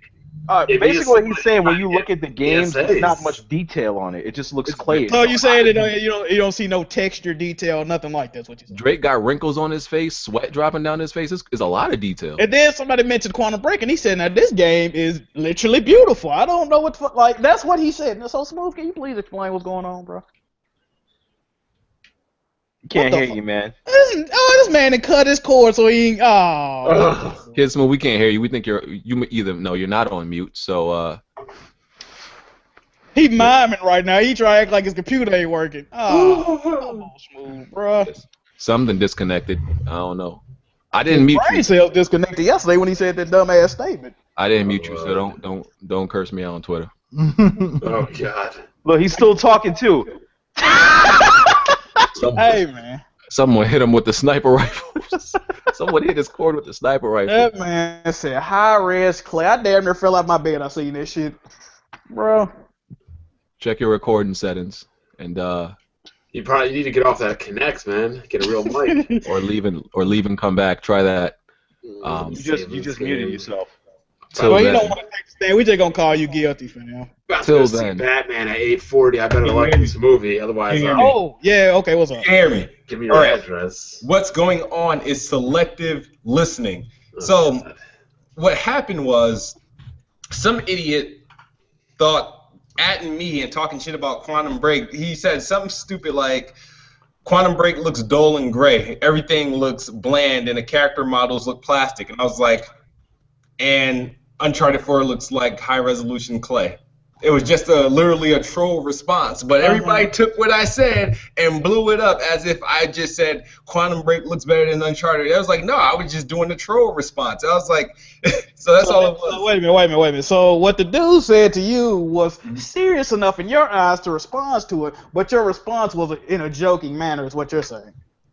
Yeah, I wanted to make him mad. But you didn't view what he said, which is kind of similar to what you're saying. You didn't consider that a joke. It was serious enough to respond to that, correct? Well, yeah, because he's been freaking atting me for 12 I'm not gonna lie to hours. you. The dude he's 12 talking hours. about, I even blocked him. What's his I even name? blocked the dude. Winter Drake. I even blocked the dude, bro. Winter Drake follows me on Twitter. He's a great guy. I don't know why you. Dude, I went to the movies, went to sleep, woke up, and with 20 minutes. Wait, Winter Drake, the Snow Bunny Winter Drake, or Snow Bunny? What the fuck you talking about? I typed in Winter Drake and some white girl came up. No. Hey, man, right now, son. Search it on Twitter, Bunny, not Pornhub, if you could. No, I'm on Twitter. I see. Oh, okay. I must have blocked him because he His hasn't shown ad name me is mine. Winter Sky Gamer or something like that. But this Winter dude was Sky talking Gamer. all fucking night and then tagging everybody, so I had to. I see him. Winter Space Drake. Yeah. I But see that's him. all it was. It wasn't like my whole conversation. Everybody thought I just sat there and just went off on Uncharted. I was like, Okay. no, dude, I was just fucking replying to this All right, dude. well, Like, let me ask you this in closing. So what you're saying was, since it was a troll comment, you didn't mean that literally. Is what you're no, Smooth, it was. Okay. Smooth, I'm gonna need you to defend yourself against this comment right here on Twitter. I'm gonna link it. BG, I need you to bring this up because this comment to Smooth, it's pretty hilarious. It reminds me of a message a doctor sent you about your spelling. Please bring that up. Uh-oh. It's probably an iPhone typo. Because I'm. Oh, wow. What is that? Graduated or? You fucking retarded. You just graduated to level BGST level of retardation. That's not even relevant. No, that's not even graduated. It's GI. Whoa. Exactly. Wait a minute. Put that up on the main monitor so people That's can not relevant. I don't even know who that guy is. He's not even- Cervante, hey, I don't want to muddy the podcast. We've been having a great conversation, he's but not do even you, important. The dude that tweeted that Cervantes PR1, you are a bitch ass nigga, and I don't respect you not only as a gamer, you definitely ain't no Sony gamer, and never mention my name as long as you live for the rest of your days. Okay, that's all I want to say. I just need BG to try to pronounce that. How is that spelled? GED. I wouldn't know how to pronounce. Let me see. I'm gonna read it, bro. Let me see. You want to do it? Wild Kid Smooth, you are fucking retarded. You just grit. What the fuck? I don't know, bro. See, like niggas we dealing with, bro. Like I don't even want to get a dude no shit. Yeah, he's not worth giving attention Yeah, to. fuck that dude, bro. So you had a problem with nobody bringing up the fact that Paragon was 900p 60 frames per second on PS. What's Paragon on Xbox One?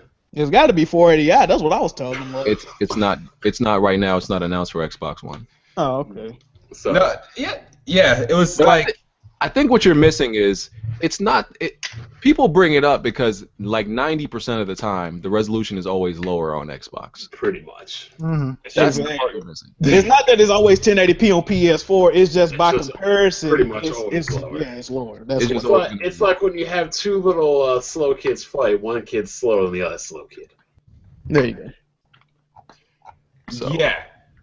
I'm just saying, like the next time Xbox gets a game that's not yet on the PlayStation or anything and it's 900p, like I don't want to hear a thing because it's like the third it's 900p not game that gets like, 900p, ah, it's looks 720p. good. It doesn't matter, man. It's not 1080. That's you understand. 2 years of listening to 1080. You fed up, huh? You got a 980 Ti on a PC. Play your games on your PC, and you won't have to worry about that.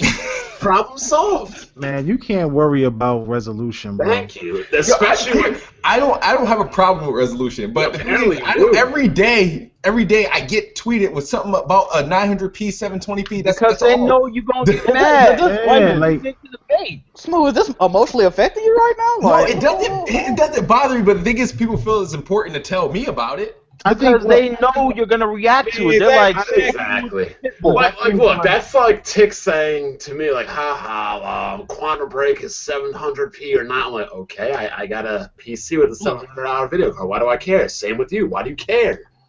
You got a $700 video card. No. They I'm not the one tweet that complaining like about the resolutions or anything like that. I'm not saying, I'm not complaining to anybody about the resolution. It's like, don't come to me about resolution, and the next time I put out a PlayStation game that's not 1080p, don't say nothing to me. If all year you can tell me about an Xbox game that's but the not thing 1080. The only time you could actually tweet that out and be validated is if the Xbox One version is 1080p or a higher, resolution. No. Basically what That's he's- just accepting mediocre, man. No. Basically, what he's saying is, unless the Xbox is equal or better, you're taking Yeah, that you really loaf. ain't got no. You really ain't got Taking no that loaf. stand on right now. That makes no sense. It makes Absolute sense. No, it doesn't. If the game is under 1080p on the most powerful console on the market, Exactly. I'm going to point it out. And if But it's still better than the Xbox One, so you're still taking that That's loaf. like if your favorite team lost in a sporting event and then another team lost and then you like, oh, they shitty, they lost. But you like, bro, your team lost too, so. Your team lost in the first round, my team made Exactly, the so finals. it ain't Oh like, my God. we both lost, my guy. Like, It's move. You realize you have like. A $700 video card. That's what I'm saying. You're not susceptible to this type of attack anymore because as soon as they tell you this, Pull out your all you gotta master do race card. is take a That's- picture of your ring. that's how you got a and tweet PC, it. bro. Tweet All that. you gotta do is pull out your master race card and be like, for the Yo, silver. I think what Kid Smooth problem is that it's the whole thing about if a game comes out 1080p on PlayStation, if it comes out 900p on Xbox, it's this downing of the Xbox. I remember when Sunset Overdrive came out, and they could have made the game 1080p, but instead they went for 900 so they could put more effects in the game. But that game still got crushed because it was 900, and yet if a game drops at 900 on PlayStation, it's glossed over. No one bats an eye at it. Nobody complains about it. I think that's probably what his issue is, more than anything. wait a minute. I got a problem with Smooth, man, too. we live in an era of indies are kicking ass. Do we really need to give a shit about that? We don't. I really don't. I need to I call don't out even care, Smooth to be for something honest else with he you. did on one of his videos, because Smooth, I do watch your videos. You made a video on Quantum Break, right? And you was like, Shit, oh, Smooth is the getting game. attacked. No.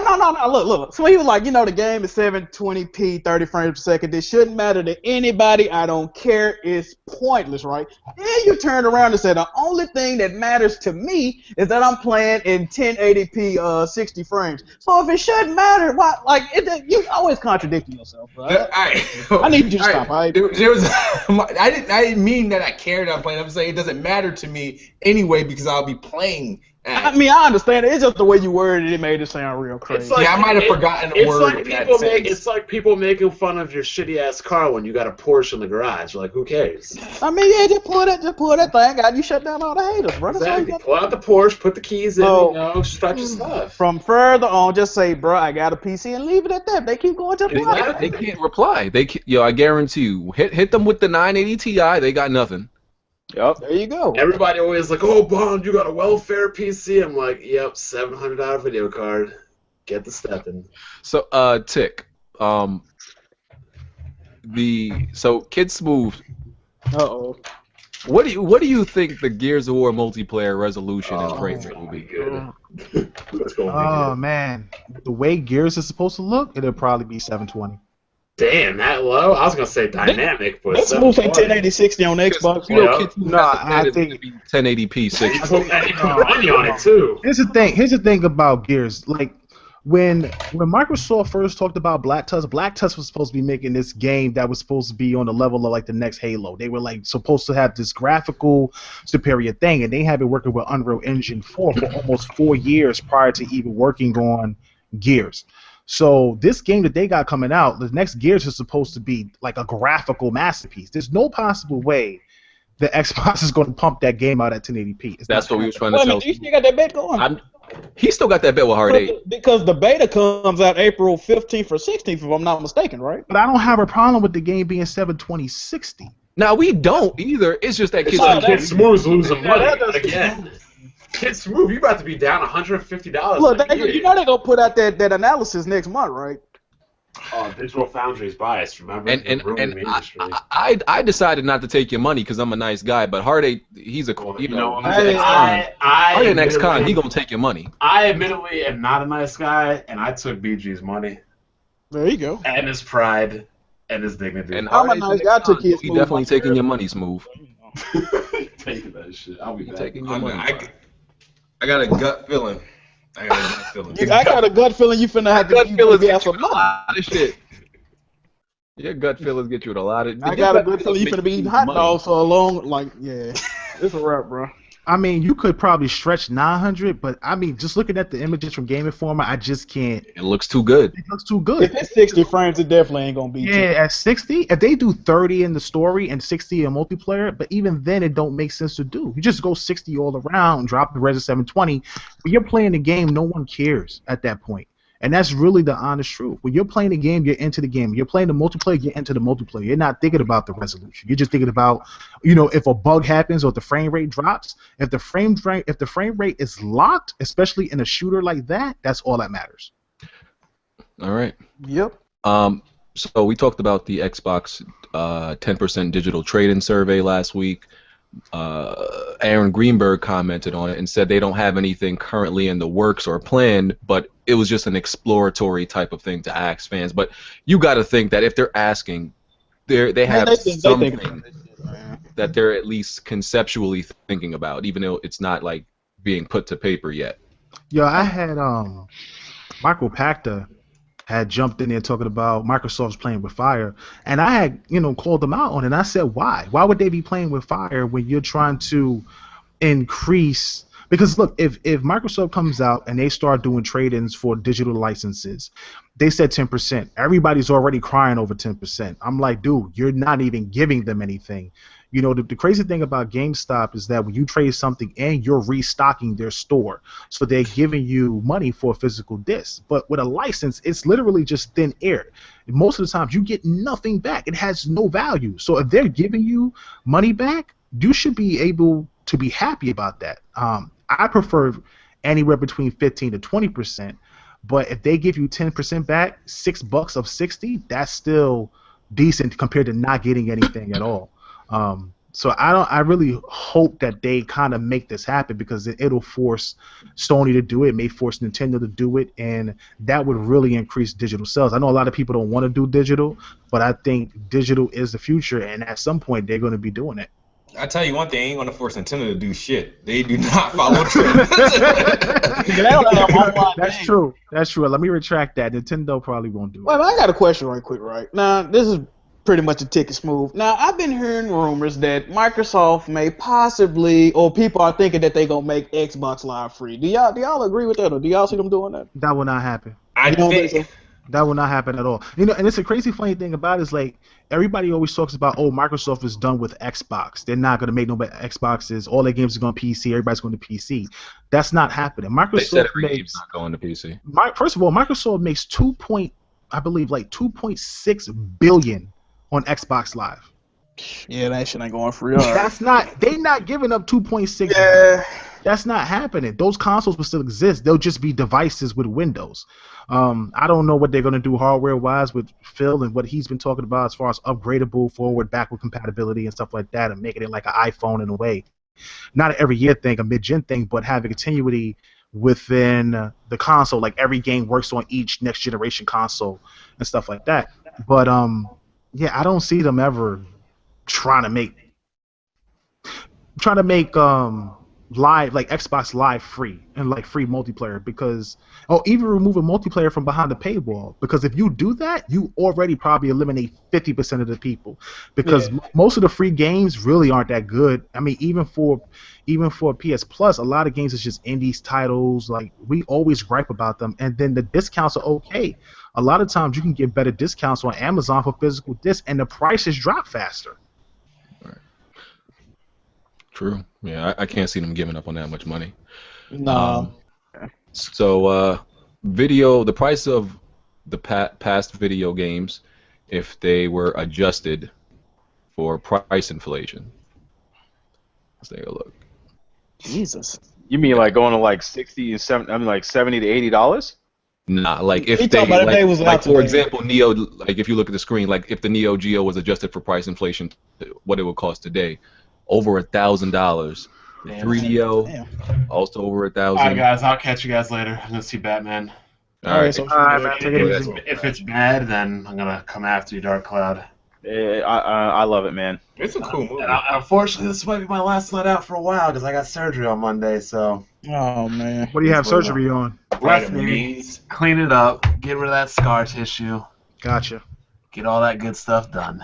So you luck, want man. that, need more time to Triple H, bro. It's crazy. I probably. It might be time to get a console, man. You're gonna be in the house for a while. You know what? I was actually contemplating this. Probably the main reason why I don't have a console. I don't think it's because of the frame rate. I honestly think it's because I'm not like close around my friends, like college dorm, in neighborhood, things like that. Just invite him up to the attic, bro. So there's really no reason for me to play because most of the games I play by myself. I don't play the same game as my friends play anymore, really. Oh man. I mean, back in the day when you got the dorms, you got Madden, you got FIFA, you know, Halo, LAN, Gears, like you gotta have a console. Now it's like you don't really need one. All right, man. All right, All right, take it man. Be easy. safe. All right, man. So- Enjoy that masterpiece, sir. Right. Yeah. So, yeah, these are the prices of consoles if they were, adjusted. It's pretty interesting. I find it interesting that PlayStation 3 would actually be cheaper today. That's how expensive it was. Yeah. That is funny though. $588. Yeah. Sony would probably just kick it right back up to 600, of course. Hey, gotta get them round numbers, bro. Yeah. It's only been a few years, and PS4 and X1 would be $7 to $9 more today. I don't even remember how much some of these costs, like when they first came out. The original PlayStation was $300. What was the original Xbox? It was 300. No, 400. Yeah, 300. 400. Was it $400? The Yep, OG $399. Xbox? The OG Xbox was $499. I mean, $399. What Really? the fuck? I don't remember that. Kid, Yeah, y'all right, know yeah. kid don't ever know what he talking I about. could have. Wasn't Dreamcast like $199 when it came out, and PlayStation was the PS2 was like? No, he might be right. Well, No, because the PS2, remember, the Xbox came out a whole year. They already had a price drop on the PS2 when the Xbox came out. PS2 was what, $299 when it dropped? Yep. And And GameCube, I think, at the time was along the same price or cheaper, maybe, than a PS2. You might be right because at the time the OG Xbox did have Ethernet and they had built-in hard drive as well. So it might have been an extra 100. Probably. So IGN is doing a little bit of promotion for Quantum Break, and some people are, a little bit skeptical about it because they don't feel like IGN being obviously, they feel like IGN might be breaking media ethics by promoting Quantum Break, and they're obviously going to be reviewing Quantum Break. Some people feel like it's a conflict of interest because they pretty much did they did a commercial, an actual advertisement for them with Naomi Kyle, where she's just talking, and it looks like a normal IGN episode, and then it transitions into a full advertisement for Quantum Break. Does anybody see anything wrong with that? I got something to say about this right now. Me, usually, I would take any opportunity I could to shit on the Xbox brand. I swear I would. But we know. With this, oh man, it's not a fucking, like, if you pay to get your game advertised with a certain, who gives a fuck? Now, it was one time where, I believe, it might have been GameSpot, Game Trace, one of them where, Kane and Lynch 2, apparently they paid them, but it was some underhanded shit that went on. But to my knowledge, that's the only game that had ever been like that. So if I see a game getting, like, it's a paid advertisement, like, it's just stupid to me, bro. It's not a big deal. IGN has said, like, how many fucking times that their marketing department is entirely separate from editorial. Mm-hmm. They've been pretty honest about that. I mean, obviously you can or cannot believe them, but they've said it time and time again. Marketing is different from editorial. There were times where they had, the Naughty Bear advertisements everywhere on the site, and they fucking trashed the game. Exactly. There's a lot of, like, tinfoil hat. It's a big company. Where people actually believe that a lot of these, reviewers are just taking a lot of underhanded money. It is not happening. It's not happening. Like, people just use that as a ploy when the game they like don't get the rating. They're like, oh, they obviously didn't get enough money. Like, listen, these dudes are not getting paid off. I'm not saying it's probably never happened, but it's not happening to the level that people think it is. Like, it's every other game. No, it's virtually non-existent that reviewers are getting paid off to give games good scores. It's not happening like that. You know what it is? It's just that you have companies that pay these websites to market their games. That's the reality of it. And there's been plenty of times where you've seen GameSpot or IGN market a game on their website, the wallpaper themselves. That's still marketing. People gloss over those things. So, I mean, I don't really see the big deal in it. But as gamers always speculate on who's being paid off for what company and things like that. So that's nothing new. I don't see the big deal with Quantum Break being advertised. Just like I'm pretty sure when Uncharted comes out, there'll be an advertisement for that. So I mean, I don't see what the issue is. I don't see an issue in it either. But I do believe that there are some sites that do get paid reviews. So I don't think so. Like, I just don't see it, bro. I see it. Well, there definitely is some that get paid reviews. Maybe not personally up front, but the site as a whole will receive advertisements. Wait, didn't Machinima get like clowned for doing some shit like that? Not exactly. Not this. Not exactly. No, Machinima did that on their own. It was their own. Bro, first of all, this shit is heavily illegal. Even if they were doing it, like I said, if they is doing it, I think it's smaller sites at the most. I don't see IGN like that's like some payola type shit. If y'all don't know what payola is, y'all need to look it up. But that's very fucking illegal, and I don't think they'd risk it, man. They're not. But you know what the other thing is? If something like that were happening, we would find out. You can't keep shit like that a secret. And the world just thinks every big major company is screwing over people and there's all this corruption. Like, that shit doesn't really happen. It just doesn't. You know, like I said, like you guys said, maybe it does in certain circumstances, absolutely. But for the most part, it's always so overblown.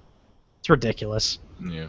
You know, it's when the game they want doesn't get gets a 7 instead of a 9. Oh, look, the payment came in late. That's shit's so stupid. stupid. I mean, shit, I've been held responsible for saying some shit like that too myself, so I understand.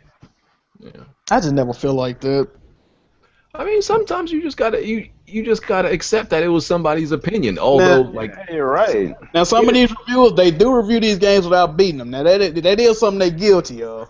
And they do have people review shit for certain games where they don't even have no business playing. I've seen that is true, IGN too. do some. I can't remember what game it is, but the chick reviewed a game and she's never played nothing like it before, and it gave it and just like straight up raped it. I Yeah. forgot what it was, but Yeah, that you gotta happens a lot of times. They are guilty of that, no doubt. I don't know, Cloud just A like, lot of these sites did. They added to where they could change review scores later on down the line. So I think that's kind of trying to, alleviate or fix the fuckery that goes on with these reviews. Yeah, Yeah, but still, don't put somebody to review some shit they have no business playing. Yeah, of course not. you gotta understand, like, some people, they're not getting paid, they're just dumb. Like, I remember when IGN gave a lower score to one of the Naruto games, I think, for having locked characters. They gave a fighting game a lower score for having a locked character. I swear to God. The fuck? They gave the Pokemon the low score for too much traveling on the water. Yeah, Gears of too War- much water. Yeah, And it became a Gears of fucking War thing. for too much A button usage. It's just I that stuff is remember that dumb. too. Yeah. That stuff is that's just being dumb. That has nothing to do with them being paid. No, that's when they can't would find never- nothing. They don't like the game and they're just Yeah. searching for something. The thing I don't understand about the whole Gears of War review is that why didn't he say that shit in 2006? Well, it's different reviewers. That's the whole thing, and they don't like even though it may be even though it may be IGN, right? It's not like Yeah, it's everybody at different IGN has to agree with what that reviewer says. And that's something a lot of people don't understand. When they see a Well, review, hold IGN up. review, But didn't IGN give it? They reviewed it based on games in this time realm now. they said it was archaic and shit. But that's what people need to understand. When you see IGN review, GameSpot review, it ain't the same fucking person doing the review. And when you look at a video review, 9 times out of 10, the person that's reading that transcript of the review is not the person that reviewed the game. Y'all got to look at the video. It tell you who reviewed the game, who's reading the review. It's all different people. Like, y'all got to realize, bro. Yeah, there's way too many variables. It's always one person's opinion. It's usually multiple people in a company. Those multiple people in the company have all played different games. They have different preferences for genre, game mechanics, especially with games. It's not like reviewing a book or a movie. Games have so many fucking things going on in them. People do not get that. Yeah, and that's also my problem. The fact that the problem that I see with reviewing games is a lot of people take those reviews to heart, and I think it really affects the way the game sells. Yeah, you know what I'm saying? Instead of someone going out there and trying the game for themselves, because you got to remember, like, most of the time these reviewers, they play like the first 6 hours, like, this game's trash, not knowing that like 7 hours later in the game, this shit turns into like the best thing since sliced bread. And these guys write a review, give it a negative review, and these people really go out there and like, you know what? Yo, these guys said it was garbage. They're kind of credible. I'm not gonna get it. But you know what else though? Whenever people don't know this, like they have review editors and shit like that. Whenever you give a game a certain score, they do have to get approved for that. Like they just can't give any game a 10. Like they gotta go to their bosses, tell them why they feel the game is a 10, and they actually sit at a fucking round table and discuss is this game a 10 or not. Like you just can't give games these willy-nilly fucking scores and not have to answer for it. Yeah, like a lot of people don't realize that. Yeah, that's very true. That is absolutely true. Yeah, their scores get vetted. Usually when they review a game, they have to make a case for it. Yep. Assuming it's like, assuming they're like highly praising it. Yeah. Yep. All right. PlayStation. My bad. Just to cut in from that last, I was wrong about the OG Xbox price. It was $299 when it came out. I look at smooth correct. That's what I thought. Okay. PSVR in the U.S. came out at GameStop and Amazon and sold out like really quickly. So yeah. How many copies did they have though? That's the thing. Think you gotta wait surprised. till like summer for the next batch if you want to get it for October. Yeah. Oh my god. So they're selling. They must not have a lot. Yeah, no. Yoshida actually said the reason it's coming out in October is because they don't have enough manufactured. Yeah. They said the hardware has been done. They just want to manufacture more of them. Yeah. Yeah. Ryan, you getting the PSVR? Oh, absolutely. Hell yeah, pre-order day one. I've been very vocal about it. I'm genuinely excited for VR, and Hell yeah. I honestly don't get how somebody isn't like at least a little bit curious to try it. Like so many people are really trashing Dude, VR. I tried it. No matter I tried it where in it's from. Japan. I tried it at CES, and I tried it at another event that Sony held like 3 times, and I literally did that shit. I tried every event and wanted more. I'm so addicted. That's the problem. People aren't trying it. They're just sitting at home from a computer watching, either a podcast or Again, the reading same an thing that I article. just said. They're They going think it's off of what people are saying. They think it's a gimmick. I'm like, how do you guys not think this is the most genuine, real push in games in how many years? And this isn't some weird input method like some bullshit that Nintendo's trying to do, like with a Wiimote or a PlayStation camera or a Kinect. This is not some stupid input method that they're trying to squeeze onto you that only a few developers are supporting. This is a genuine, really interesting thing that is really compelling. How do people not see that? I had a guy tell me, bro, I just bought a 4K TV. I'm not trying to look away from it.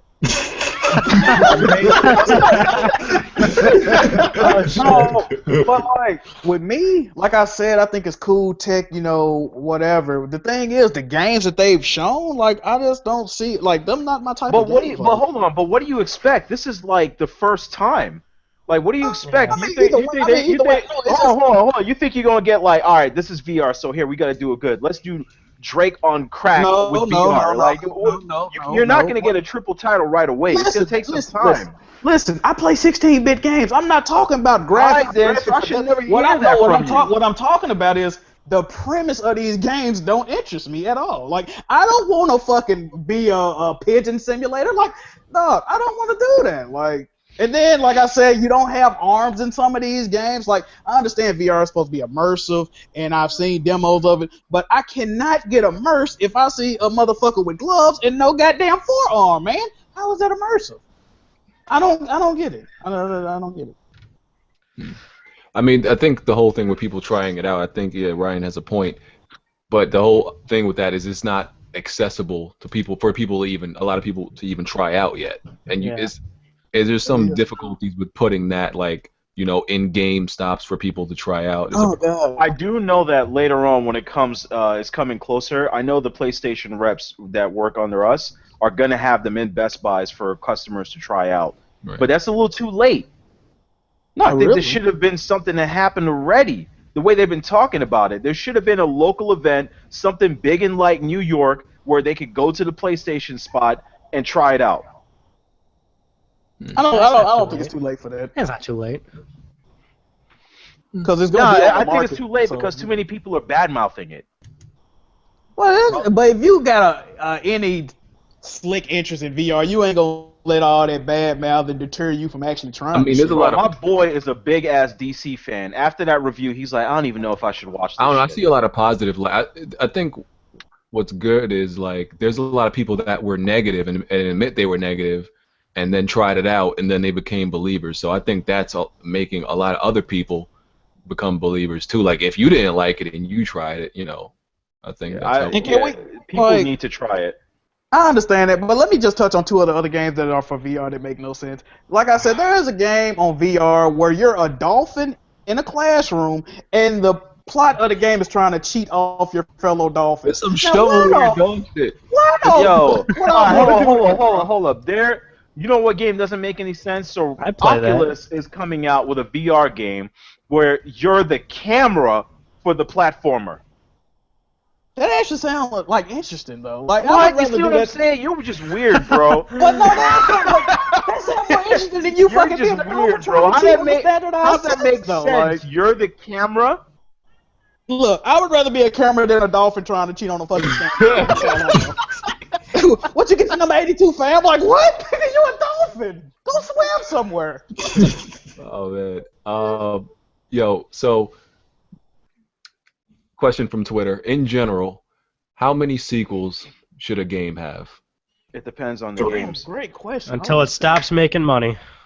I don't know, but I think that's you said sequels or franchise. That's from a publisher perspective. Yeah, from a business making standpoint, that's money. a good answer. To me, when it get like say for instance, a lot of people are not going to agree with this, but a game like God of War, right? Now, God of War had a pretty definitive ending, and I don't know where they're trying to go with God of War 4, which is probably my favorite series of gaming. But if the story is going to be stupid, I would prefer them to leave it where it is. So whenever a game Wait. is like So, BG, did you say franchises or just like sequels? sequels, Just Yeah, because I was gonna say Final Fantasy, but never mind. like whenever a game gets stupid, man, like at a certain point you got to cut that shit short. You know what I'm saying? I think I mean there's a lot of different factors. Whenever it know, makes like, sense. Yeah, there's a lot of different factors like the genre, and a few other things. Like I can understand why Assassin's Creed has so many Oh sequels. my god. I can understand because there's so much potential to explore different times in history. Yeah, there's so many I'm stories you can tell. Yeah, there's a lot of story to tell, a lot of material to use. With other games like Grand Theft Auto could go on forever. I wouldn't want an Mhm. Uncharted 5. I would never want an Uncharted 5. That's just And- like too. I think that's too much. I think rule of thumb is usually like 3, max 4. Like Halo. I feel like I feel like there should not be a Halo 7. I think 6 should be the last one. I think they once went you too get far. That shit, it just depends on the like. You talking about a story-based game, man. As long as the story Exactly. makes sense, like If it's a game where you keep the same characters and grow on them, there should be maybe 3, 4. If it's like something like Grand Theft Auto where they change characters and there's a different story, because there's so much shit you could do, which Yeah. is the reason why Assassin's Creeds keep going, because there's so many different people you could be. You could be in France 80 times and have a different story. Like with Gears of War, for example, I'm okay with that going up to Gears of War 6 because they passed the torch to the next generation. Marcus Phoenix's sons and his friends and all that. So they passed the torch is going to be another trilogy. Cool. But with like Halo 5, you're still playing as Master Chief. Okay, in 3 you played in ODST you played as a different But person, and Reach you played as someone different. But Best game ever. they didn't pass the torch in Halo yet, and I feel like it's too late to do that. I think that's what they were trying to do with Locke. My issue with Halo more than anything is, and here's my honest opinion about Halo 5. I liked the Halo 5 story. A lot of people didn't. The way they did the story was there was no character development. I think the reason why people hate Locke and his team so much is because we know so much about Master Chief. We don't know much about Locke, and why would he be on the same level as Master Chief, considering he's such a legendary character? The biggest issue with Halo is that, to me, they don't continue the story properly from 4. Not only that, we haven't seen the Flood since 3, and the Flood is not dead, it's not extinct, and we're completely moved on to a new set of enemies, and they didn't reintroduce the Flood. Gravemind still exists. There's just a lot of unanswered questions, and there's a lot of things that happen in Halo 5 that just leaves too much open. And for those who haven't played Halo 5, I don't want to spoil the plot to it, but I feel like they were trying to find something to put such a big twist in the game that it just didn't work. And I think that's why a lot of people hate the single player. But the multiplayer, by far, to me, is the best Halo 5 multiplayer I've ever played, even better than 2, and I really like 2. I got a question. Do you think where we are in video games right now that there should just be straight up DLC added on to games instead of redoing a complete game all over again? Oh, man. Yeah, I they feel gonna with lose some all their games. money doing that though. No, they'll make more money. No, you know what they'll do though? If they did that, the season pass still gonna be $60 fucking, and you just not gonna be buying a new disc. Yeah, I think if they start adding DLC, the prices just will go up. I think DLC is a means to continue to make money for these studios because the production values of games is just so expensive. The question is, what do we get out of DLC? A lot of DLC. That's what I'm saying. Like, bogus. instead of recreating a whole new game, you have a DLC add-on, and it just continues from there. Yeah, that's what I feel games should be like that. Like, especially I feel like all sports games should be like that. I feel like sports games should be, you give me one game. I don't care if you give me one game every 5 years, and then every year, or updated throughout the whole season. I don't want that to happen. Because the only thing that's gonna happen with that is your disc is gonna eventually get worn out, and you gonna still, like I said, the prices are gonna be fucking astronomical. You still talking about this, man? I can't remember the last time I bought a disc. Well, bro. either way, this like y'all. Okay, this is only like a year, 2 years ago. Y'all remember when season pass was only $19.99? Do y'all remember that? Now we got fucking $120 season passes and special. Like, bro, I don't want that to happen, man. It's just gonna be ridiculous. I mean, you also have to think about the factor of people who are in third world countries or people who don't have the bandwidth. Like, they Okay. just announced that Quantum Break's like TV series part, the 4 episodes are 75 gigs to download. I mean, there's only 4 episodes. It's only 4 episodes. It's only four I guess chapters. I'm never watching those. But they're 22 minutes apiece. Well, you can stream. You can stream. You could stream them, right? You can. That's why they said you can stream them. So if you don't have internet, you have to download them. And if you don't have internet, you probably they're on disk. You can download them to your hard drive, but you don't have to download them. You could just stream them through the internet. You sure about that? Because it seems like every disc I put in my Xbox is telling me, hey, it's time to delete something, player. I mean, that's what it is, though. That's what they're saying, that you can download it. Maybe it's not on disc. I'm not sure, to be honest with you. But my understanding is that there's supposed to be an update when Quantum Break drops. It's an update that's supposed to happen. And then on top of that, you can either stream the game or you have the option to download the game. I don't know if the television series is on the actual disc or you have to download it from the internet. I have to do more research on It couldn't be though, right? If it's 75 gigs and the disc is like 50. 50? Yeah, then obviously not. You're gonna have to download it from online. So if you're in the third world, you don't even pick up Quantum Break. If you're in the third world, don't pick up a console. I mean, but you can still play. There's still games you can play offline, though. I mean, don't get me wrong. A lot of games are online, but if you just tell the Xbox you're offline, you can play a lot of games offline. You know what I'm saying? You just can't play online only games. But for Quantum Break, you can play the games. You can play the games. You can play Quantum Break offline, but then you don't even get the special part of the story. Yeah, like you don't get the special part of the story. That's kind of crazy. I'm not sold on that game yet anyway, so I don't care. Oh wow. Of course. Hey not. man, you got them 2980 Ti's, but you got to put them to work. Well, we'll be streaming the game on the 28th. So if you guys want to check that out, you can check it out. You got streaming access? Bro, I'm media. Wait a minute. I got a question. You put the Drake on me. The best spot. He's a big dude. Nah, How you the best spot, bro? I think he thinks you're a regular dude, Tick. I don't know. Some people think we regular, right? I know. I keep telling people, dog. We consider media, dog. By the ESA, man. Step your game up, Smooth. I know. I had the pleasure of meeting Tick in person. It's like, wow, damn, I didn't even get the scoop.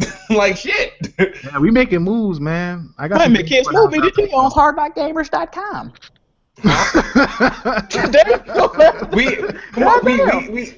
We haven't established yet like that, so They working on it. Oh, okay. working on it. Okay. I gotta start. I'm starting with indies. You're Okay, neck of so the there you woods. go. There you go. So So, for anybody who cares, I just got to mention it. Call of Duty Ghost 2 is probably going to be the next Call of Duty.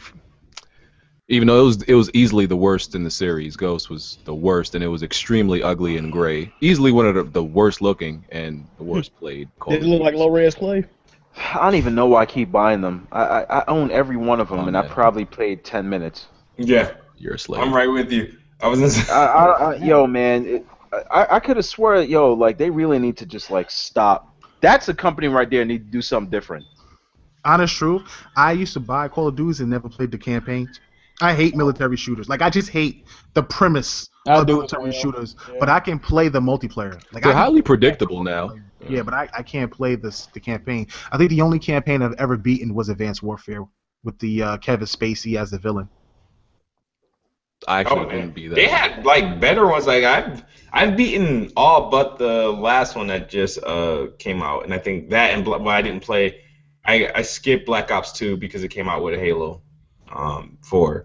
But I think I beat them all but the recent one. I can't play more than like 5 minutes without getting lazy-eyed on it. So.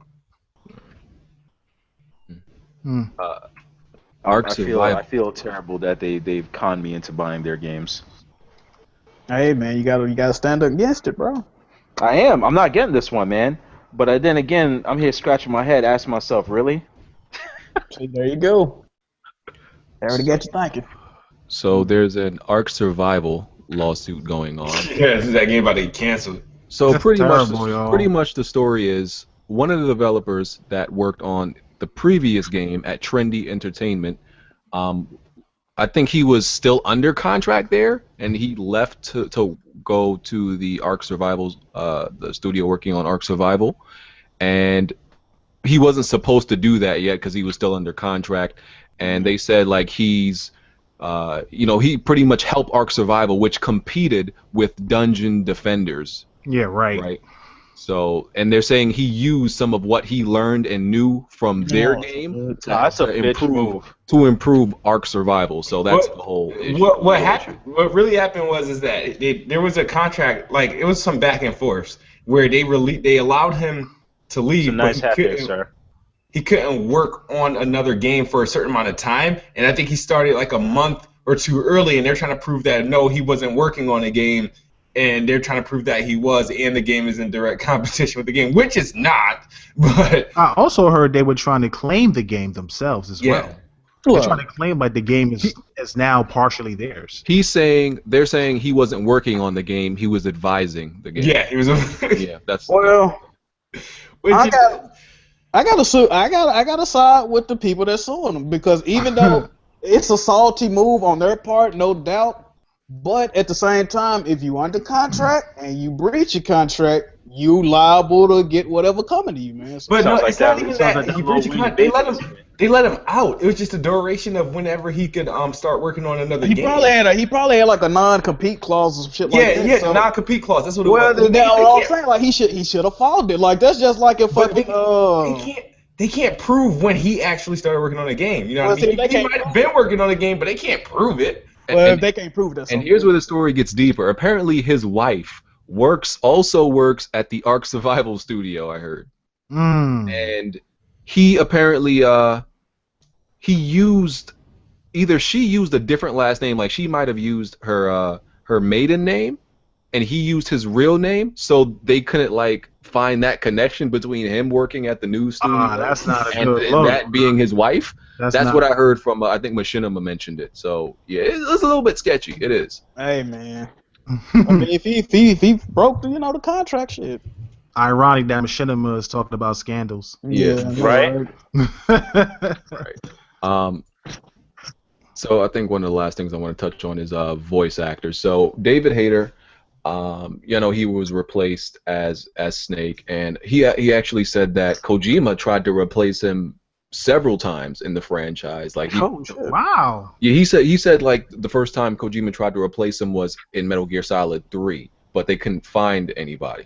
Right. So they finally found somebody in 5, and he said, and somebody asked him, would he play 5? Right? And he said, playing Metal Gear Solid 5 would be like playing 60 hours of humiliation, because he really takes it to heart that he was replaced. As he should. He's taking it deep. Like this hurts him. And I don't know why they were so adamant to replace him. Like, he's an iconic voice and people love him as Snake. So I don't know why they were so adamant to replace him. They made that shitty excuse of Snake was supposed to be younger. Or something. But they cast a fucking 60-year-old Keith Sutherland. Like, what? That don't make sense. That didn't sound that much younger. I think he's older than David Hayter in real life. Not to mention that, like, from everybody that played the game and from the footage I watched, he did like a shitty job. Like he spoke in 1 and 2 sentences. Like it's just a bad situation. Like, man. they wanted a younger voice, which didn't even sound younger. Yeah, it's hard to make Snake sound younger in the first place. You know? He sounds stoic as fuck. Like I really didn't like the voice acting in that game. I can't think of anybody else that could play that voice other than Hayter. Yeah, he is the man, bro. Yeah. And it was a similar situation with Harry. What's his last name? Flint. Harry Flint. That's terrible. Where people so a lot of Uncharted fans were upset that in Uncharted 4, even though he's not in the main game, at least we assume not. Yeah, possibly. He died, right? Yeah, he died. Well, he died, but you never know what they gonna do. Spoilers. Well, not really. If you cared about the fucking game, you would have played it. Because I still got people getting, like, there was still people getting mad at me for like putting Heavy Rain spoilers in my videos from 6 years ago. So I'm not surprised if somebody's gonna be mad at me for spoiling Uncharted 2, which came out 2011. If you fucking cared, you would have played it by now. That bitch came out in 09. So it was 09? Yeah, Uncharted 2. So I definitely don't give a fuck. So yeah, people were upset that, like, in multiplayer, Harry's voice, he had a few lines, but they replaced the voice actor. And I'm like, I really don't care. Like, look, I can understand if it's a main character and they switch a voice in a franchise, then that bothers me. But any side characters, I don't fucking care. I didn't notice it at first until somebody mentioned it, but then when you just like actually listen to the dude they got, he sound like bruh. The nigga sound crazy. I don't know who the fuck they cast. He don't sound nothing like the original Harry Flynn. And then on top of that, they got him saying the corniest, silliest shit. And like, what was it? I got bags of skill or something. Everybody keeps saying, like, what? Bro, what? I don't know what the fuck Night Dog was doing with that one. I mean, it happens, man. They did the same thing with Locke. The guy who was supposed to be playing Locke actually was replaced by somebody else. I think during the time he couldn't do it because he was filming Luke Cage.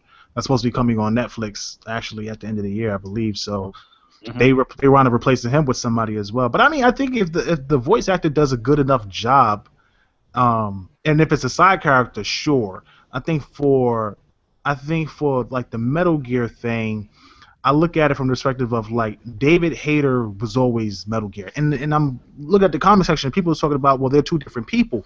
But what you have to understand is that Snake is a clone of Big Boss.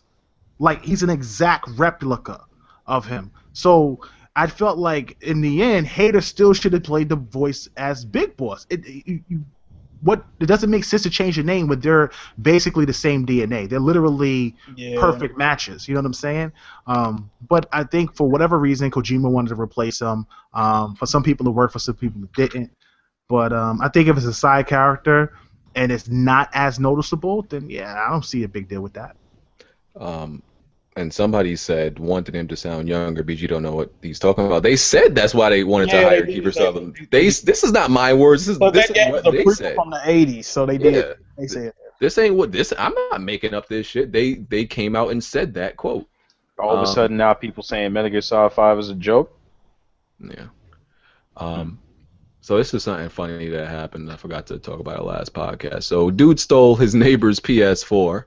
Right? Oh my god, yeah. And it stole his TV too. Like, dude was on vacation. His neighbor came over, stole his PS4 and shit. But then after he stole his PS4, he had the nerve to connect to the motherfucker's Wi-Fi too. So he stole his PS4 and was leeching off his Wi-Fi. I don't know how. Like, you didn't get a password on your Wi-Fi or some shit. I don't know. Oh, it was probably still connected. Yeah, he was so close to probably just auto connected. Yep. Yeah, you're right. So it auto connected, but he apparently had like a thing on his phone where he could. I think he had his PlayStation connected to his phone, and he saw that his PlayStation like connected and turned on. So you know it had to be close. They figured out, and dude had to hold that L. He called the cops on dude next door. He got his shit back. Look, man, the fact that this happened in Tennessee is just the most saddening part to me, because I am a Tennessean, but they did throw that nigga in jail. You don't go stealing from your goddamn neighbors.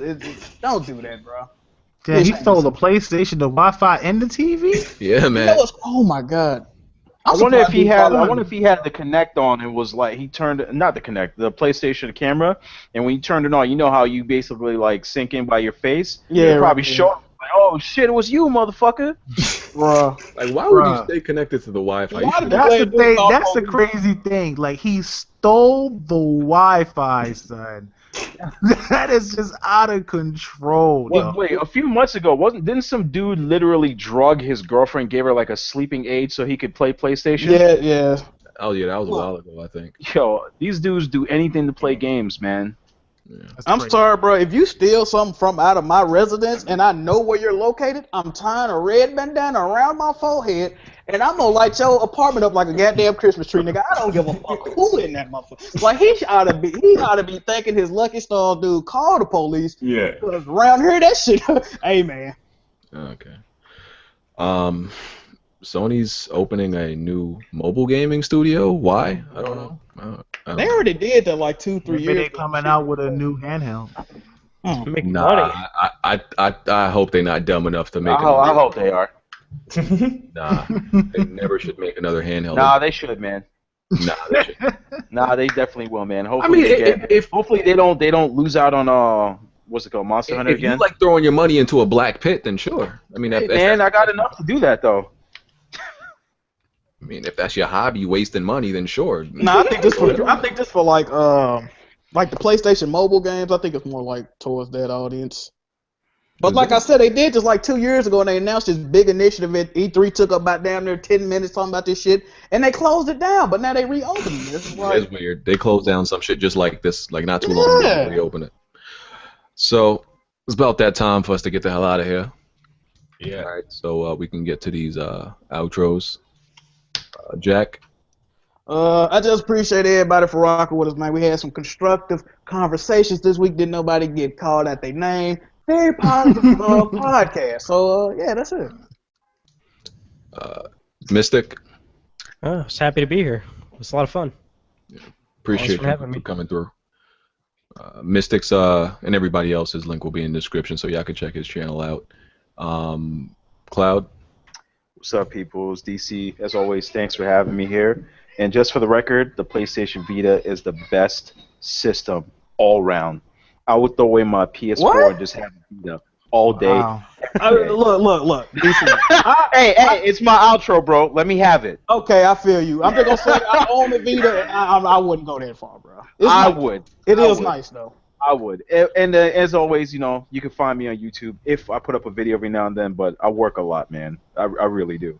I do love my job, though, so, hey, YouTube got to go, right? Absolutely. Tick. Oh man! First of all, I want to thank everybody who appreciates Tick Podcast. I've got a lot of new followers and subscribers from being on Weapon Wheel, so I really appreciate the people out there that support Tick Podcast. We're going to be streaming Quantum Break on the 28th, the first 2 chapters, probably like around noon. I haven't set a time yet, but if you follow us on Twitter, or I'll let BG know when we'll be streaming that. We also got an app. If you've jumped to Windows 10, and I'm sure a lot of you guys haven't, but if you jump to Windows 10, you can go to the Windows Store and download the TICGN app. We're working hard to actually build a better app, put it on iOS as well. I have an interview coming up at the end of the week with a developer called Nevermind, bringing a new horror game that actually uses your heartbeat to scare you. I don't know how it works, but we'll find out when I get a chance to talk with them. So that's what I got lined up. Appreciate come on the show. Tick got an app, man. Where you at, Smooth? Man. Where your app at? Hey, yo, Tick, coming you hiring? soon. It's in the works. Smooth It's in the works. is a faithful guy, you know. If you hire him, man. Well, see, Smooth for spare propaganda though. Tick don't need on that. I'm not. Smooth should start writing for Tick, man. Like, listen, man. You better... we can't talk about that now. We can't talk about. But speaking of that, please visit hardknotgamers.com. We are giving away Quantum Break, and we're giving away Uncharted. No matter what I think about the game. Okay, wait a minute. We are giving away both those games. Uncharted in May, Quantum Break obviously when it comes out. So visit hardknotgamers.com to do that. And always, if you ain't subscribed to Kid Smooth, you better do it, because Xbox is the best box, and I am the best bot.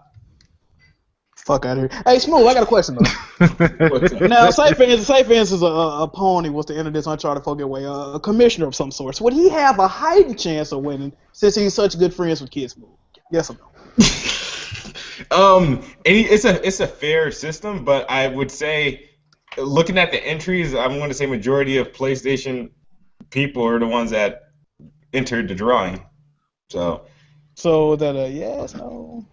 You have a decent shot at winning if you enter. I think I need to go sign up for Hard Knock Games. If you was a real Sony fan, wouldn't you just want to buy your own copy, though? I'm buying 2 copies regardless. I'm just saying. Hold up, you was a real Sony fan. Why you ain't getting the collectors, son? Hey, this the first Drake. I'm gonna touch on that. First of all, I was gonna get the collector's edition day 1, but it doesn't come with the season pass, so Naughty Dog can kiss my ass. And come on, see, you want the season pass over a Drake collection, man? What the fuck am I doing with God. statue? Everything, son. This is the last Uncharted player, but and you gonna miss out on that last statue? Wait a minute. I take a point from you, man. Wait, no, you can't do that because, like I said, I'm buying 2 copies of the game. First, I'm buying. Are you still getting the statue though? Eventually, yes, I will have special editions. Alright. And there you go. You just buying 2 copies just to support Naughty Dog? Just Oh no, I ain't on no shit like that. I'm getting the regular edition first, and then that special edition gonna be on sale after that. So I'm gonna get that there. Oh man, that man, he's a dedicated supporter, man. Hey man. But yo, we appreciate everybody watching. Make sure you hit the like button, and podcast on SoundCloud, iTunes. Everybody's link is in the description. Hopefully, dude puts that link, the timestamps in the description, and yeah, we out of here, y'all. Peace. Long live Vita. That shit dead. Nah, not here, man. That's not Wii U levels dead, but I mean it's kind of